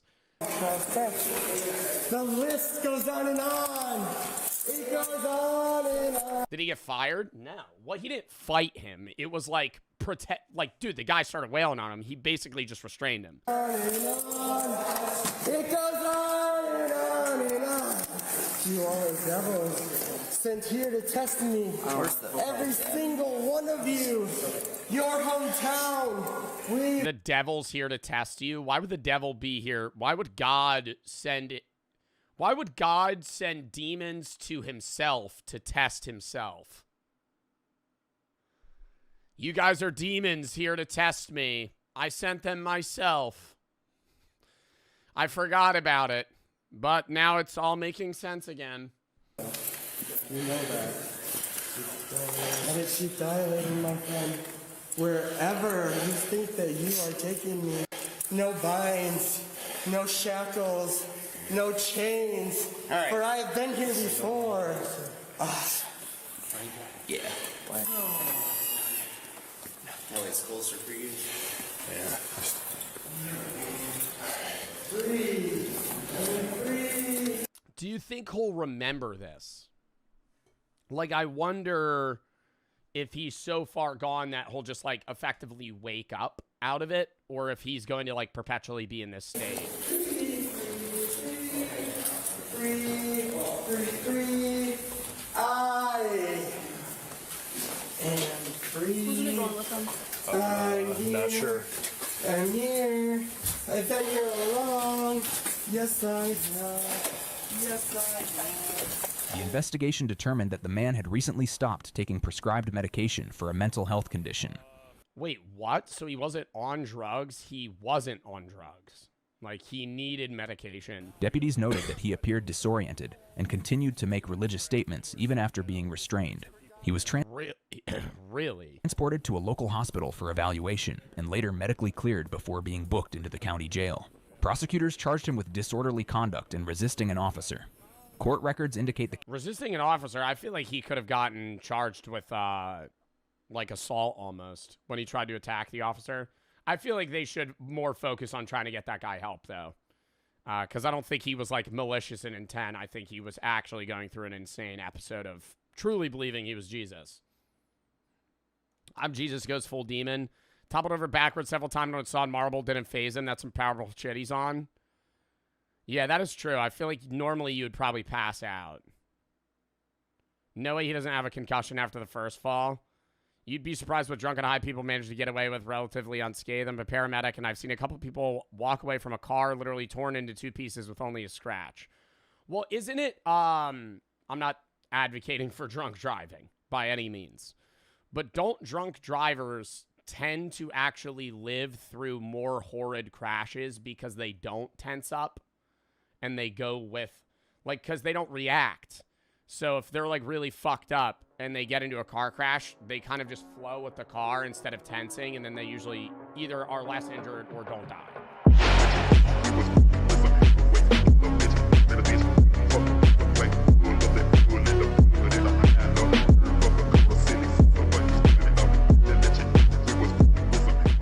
Spoiler alert, it explodes all over my phone.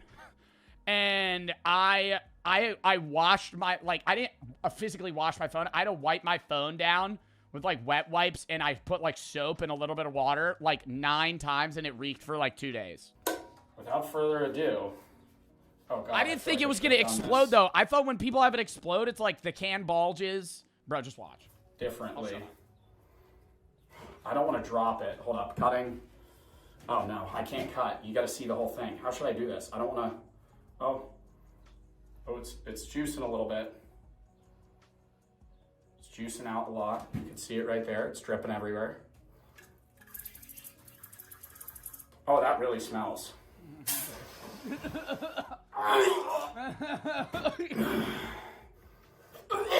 Oh my God. Oh my God, no. Oh my God, no. Oh my God, no. Oh my God, no, I was gonna play it up for the video. It's so much worse. I barely just, I'm actually trying to not breathe. I'm breathing.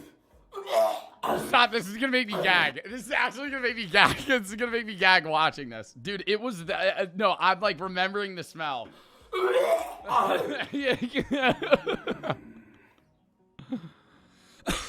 Chad, I don't think I can do this. No, this was like an awakening moment for me here. I was like, why am I doing this? I actually don't think I can do this. I actually don't think I can do this. Oh my God.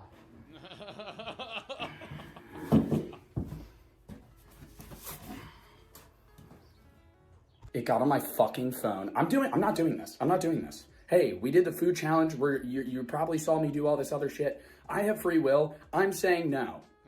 I'm saying no. Jesus Christ. Oh, fuck. I also forgot. We have Bulldog Ramen. I already had to make it, and I gotta reheat it. For the love of the game. I actually can't breathe. I'm gonna throw up. I opened the can. Okay, bro, the best way that I could describe the smell is like, have you ever been at like a fish market?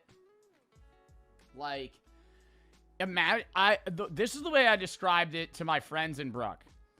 You catch a fat catfish.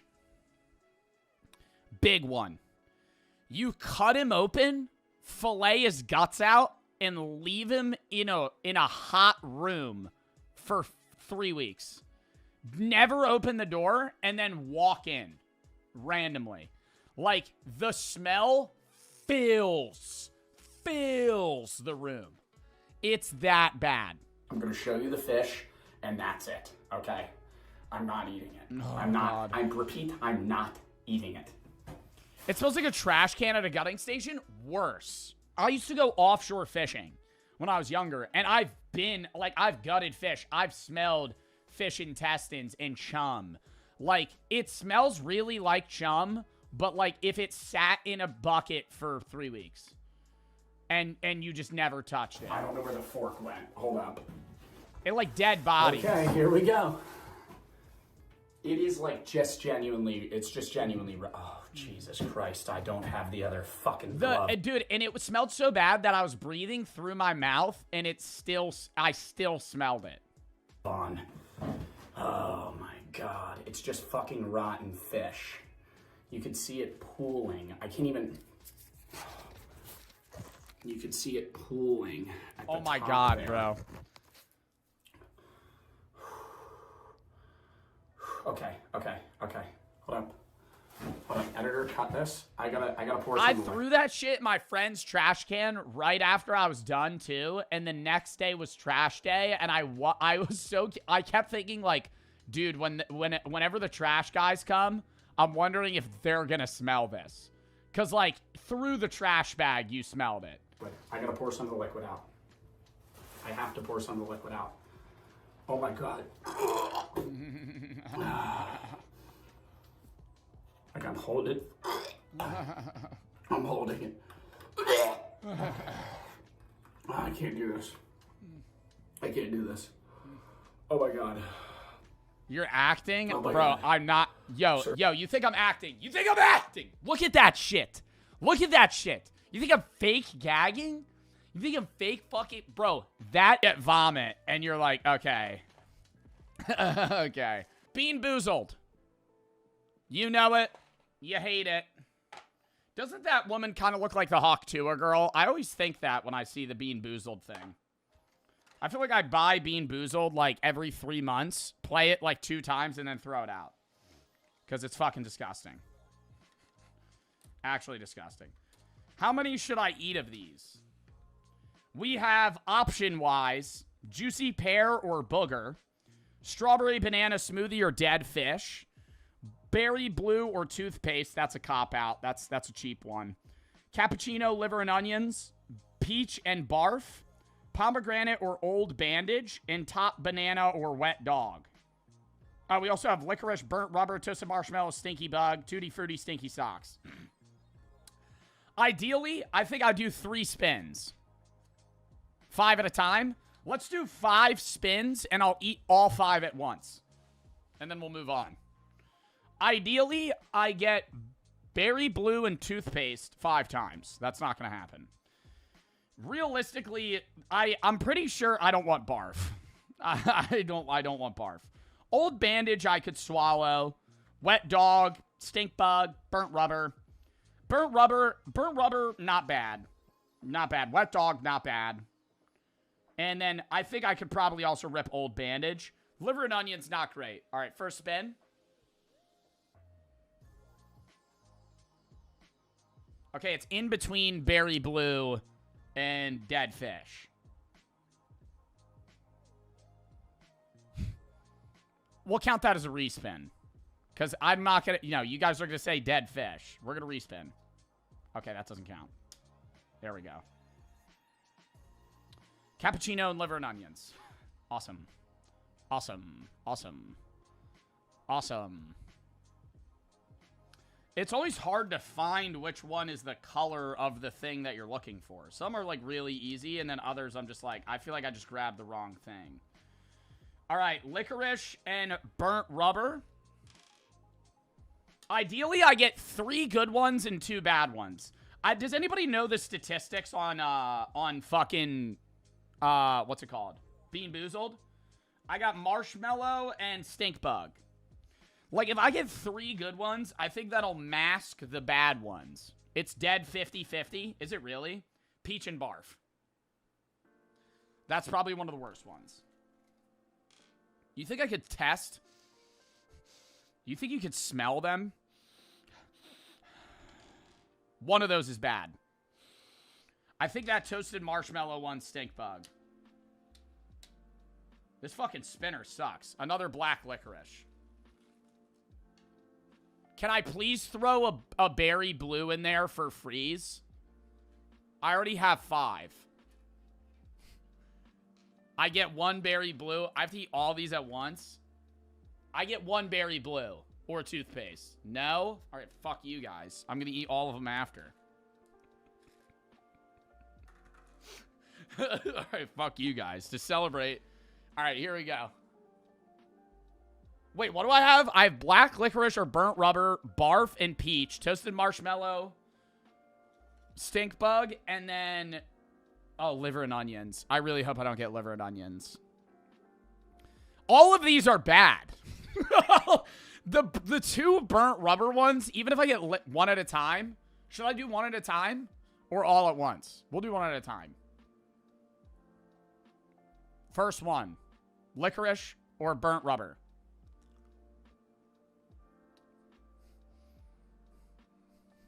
It's burnt rubber.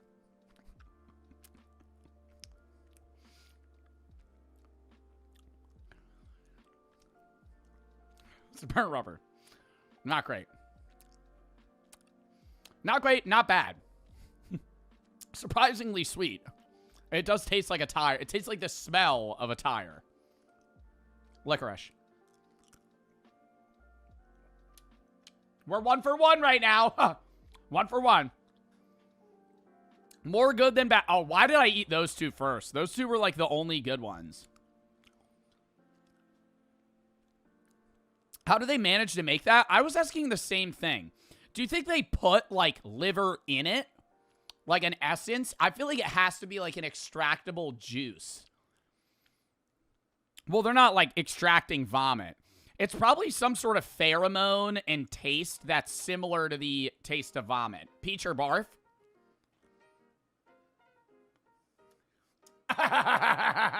Okay, I don't give a fuck if these two are bad. Too good. Too good. 2 and 1. 2 and 1. Liver and onions. Or what? Oh, cappuccino. The fuck is that gonna taste like? Probably a cappuccino. Stupid question. Well, I already know it's gonna be a cappuccino, so.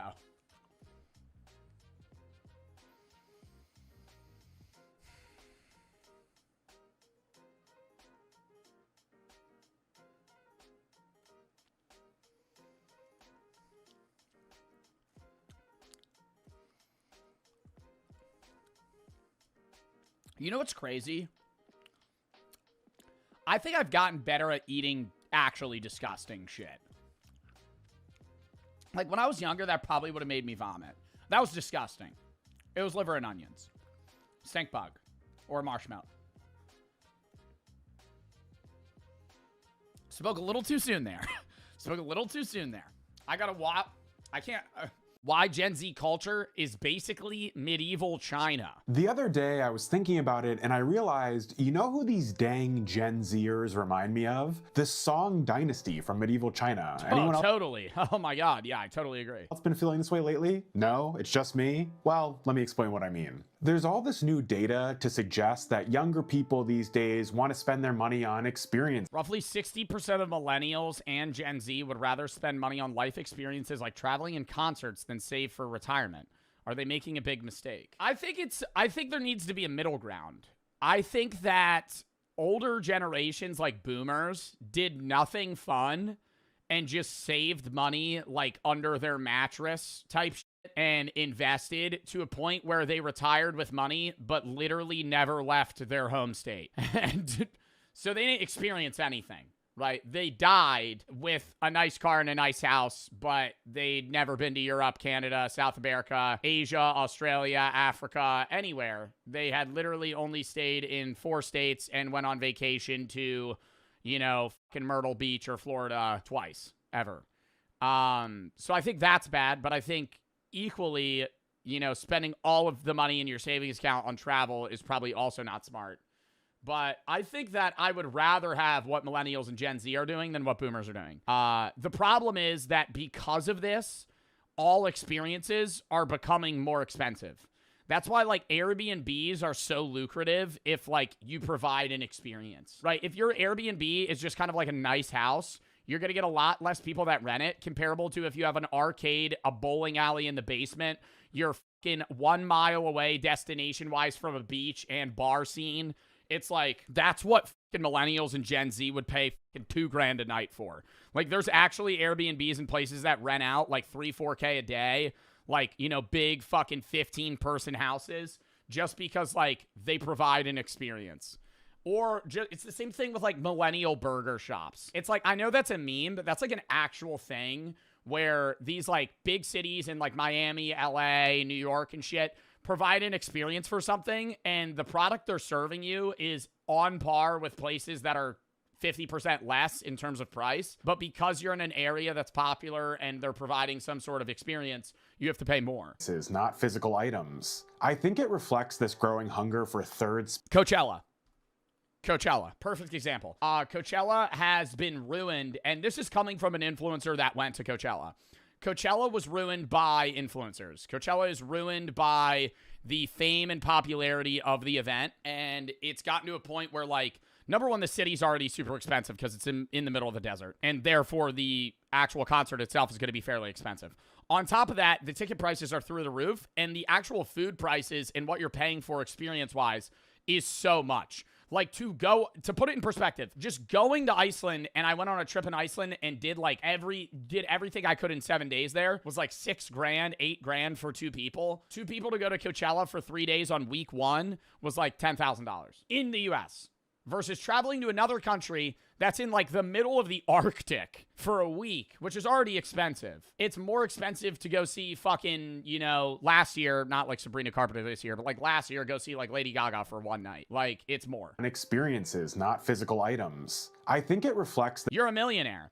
Tim Tam, you spelled millionaire, number 1. And number 2, that has no relevancy to what I'm saying. My friends and I constantly send each other money on Cash App for varying things. And I always have an amount of money that's sitting in there that I wish I could spend at a store, but I don't want to have to transfer it out of Cash App into a bank so that I could use it on a card in a place of business. And that is where the Cash App debit card comes into play. The customizable Cash App debit card can be customized to your individual creative needs. If you want it to glow in the dark, you can have it glow in the dark. And it also provides exclusive discounts on things that you're probably getting every day. Coffee, food delivery, video games, and more. And if you're also a fan of concerts, you can get exclusive pre-sale ticket access with the Cash App debit card to some of your favorite artists like Sabrina Carpenter, Kendrick Lamar, SZA, Drake, and more. There's also no hidden fees or minimum monthly balance requirements. You could also customize the card really easy on your app, ship it right to your door, and get to using it right away. And for a limited time only, new Cash App customers over the age of 18 can earn $10 if they use code CASH10 at profile at sign up and send $5 to a friend or more within the first 14 days. And if you're 13 to 17, request a parent or guardian sponsored account, use code CASH10 at profile at sign up, get $10 dropped into your account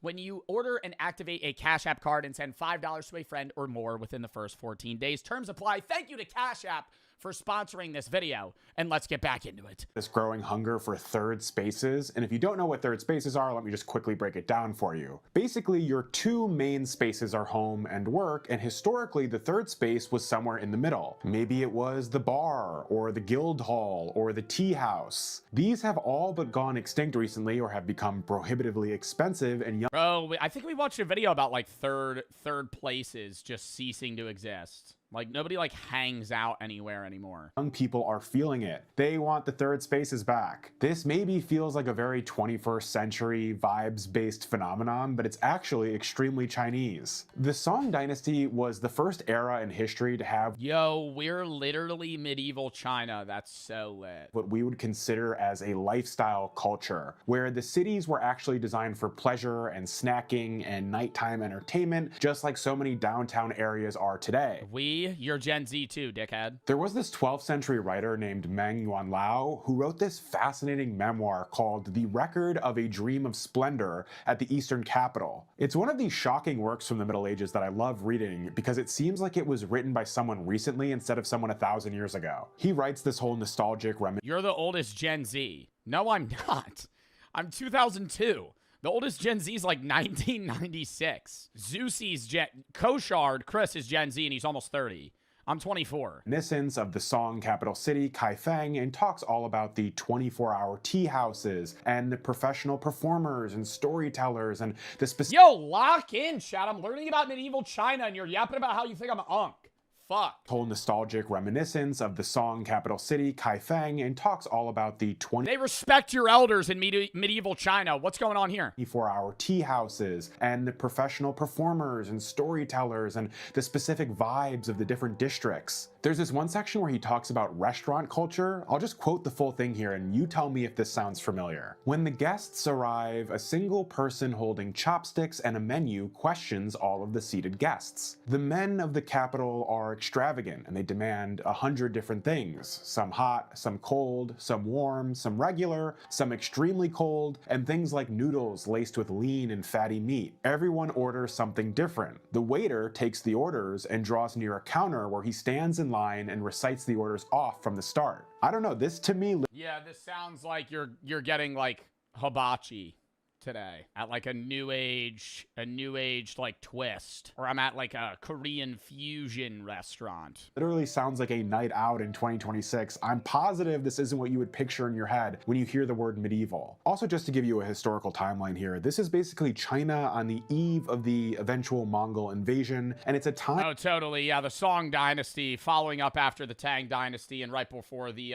Yuan Dynasty. Yep, know this one. Mongol invasion, and it's a time and a place where consumerism is starting to flourish and it's becoming a core identity for younger people. Bringing it back to Gen Z, I've noticed that there's this big obsession with what I would... But there's like, I love the idea of Gen Z and millennials getting back into like the third place mentality and living for experiences. But there's people that take it too far and they become like Ryan from The Office, where they're performative rather than actually wanting to experience that. Like there's a wide range of people that are in our generation that do things because they think it's what they should be doing rather than actually what they want to do. Like people that, okay, it's gonna upset some people. If you're somebody that drinks matcha every day, there's people that actually enjoy that, and then there's people that actually just drink matcha because they think that it's cool to drink matcha. Like, it's like a performative males. Specifically called curated living. I don't know, maybe I'm not describing it accurately, but it is super vibes based, like life is one big Pinterest board. Think of terms like cozy game. Do people that are obsessed with Dubai chocolate and think that there are things that are flavored Dubai. Dubai is a place, not a flavor. Games or the aesthetics of going on a walk around the city with an iced matcha. It's this sort of return to the Song Dynasty scholar, gentleman, urban ideal. My Dubai water. Your status isn't just about money, although that'll obviously always be important. It's about your taste. Back then, it was about your taste in tea and incense and interior design. Now it's more so about your taste in underground music and niche TikTokers.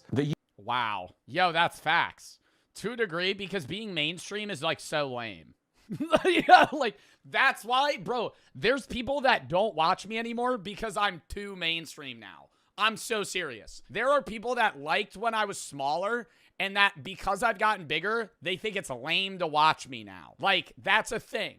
It's the same thing with music. Like, yo, if somebody goes, my favorite artists are, and then they rattle off the most, like, they go, The Weeknd, Post Malone, Drake, and fucking, I don't know, who's like a Blake Shelton. You're gonna go, ugh, really? That's your top 5? Like, it's fine to have a main... I feel like the way that people perceive it, it's like, top 5, you should have like 2 mainstream people and then like 3 people that you just like. Other than being like, yo, Maroon 5, Imagine Dragons, Lady Gaga, LMFAO, and fucking Kendrick Lamar. I'd be like, ugh. Whoa. Taylor Swift? Well, Taylor Swift is just like extremely mainstream. Yo, on the topic of niche TikTokers, where you said who your personality is based off that, chat, what y'all know about Gary? What y'all know about Gary from Food Giant? I watch this guy every day. Food Giant in Hueytown, specials up, prices down. Here's Barry! Good morning, TikTok. Food Giant in Hueytown, specials up, prices down. Oop, oop, oop, honey. And I know what he's going to say. He goes, good morning, Food Giant shoppers. Good morning to America, and good morning to the world. And he films these at like 4 a.m. They get like 200 likes. I watch them every day. If this is a Food Giant in Alabama. Good morning, TikTok. Good morning, America, and good morning to the world. All right, y'all listen up real quick for me, please. We've got a limited promo on the merch site starting now through Saturday. When you order 2 hoodies. See, I'm not caring about the merch, Gary.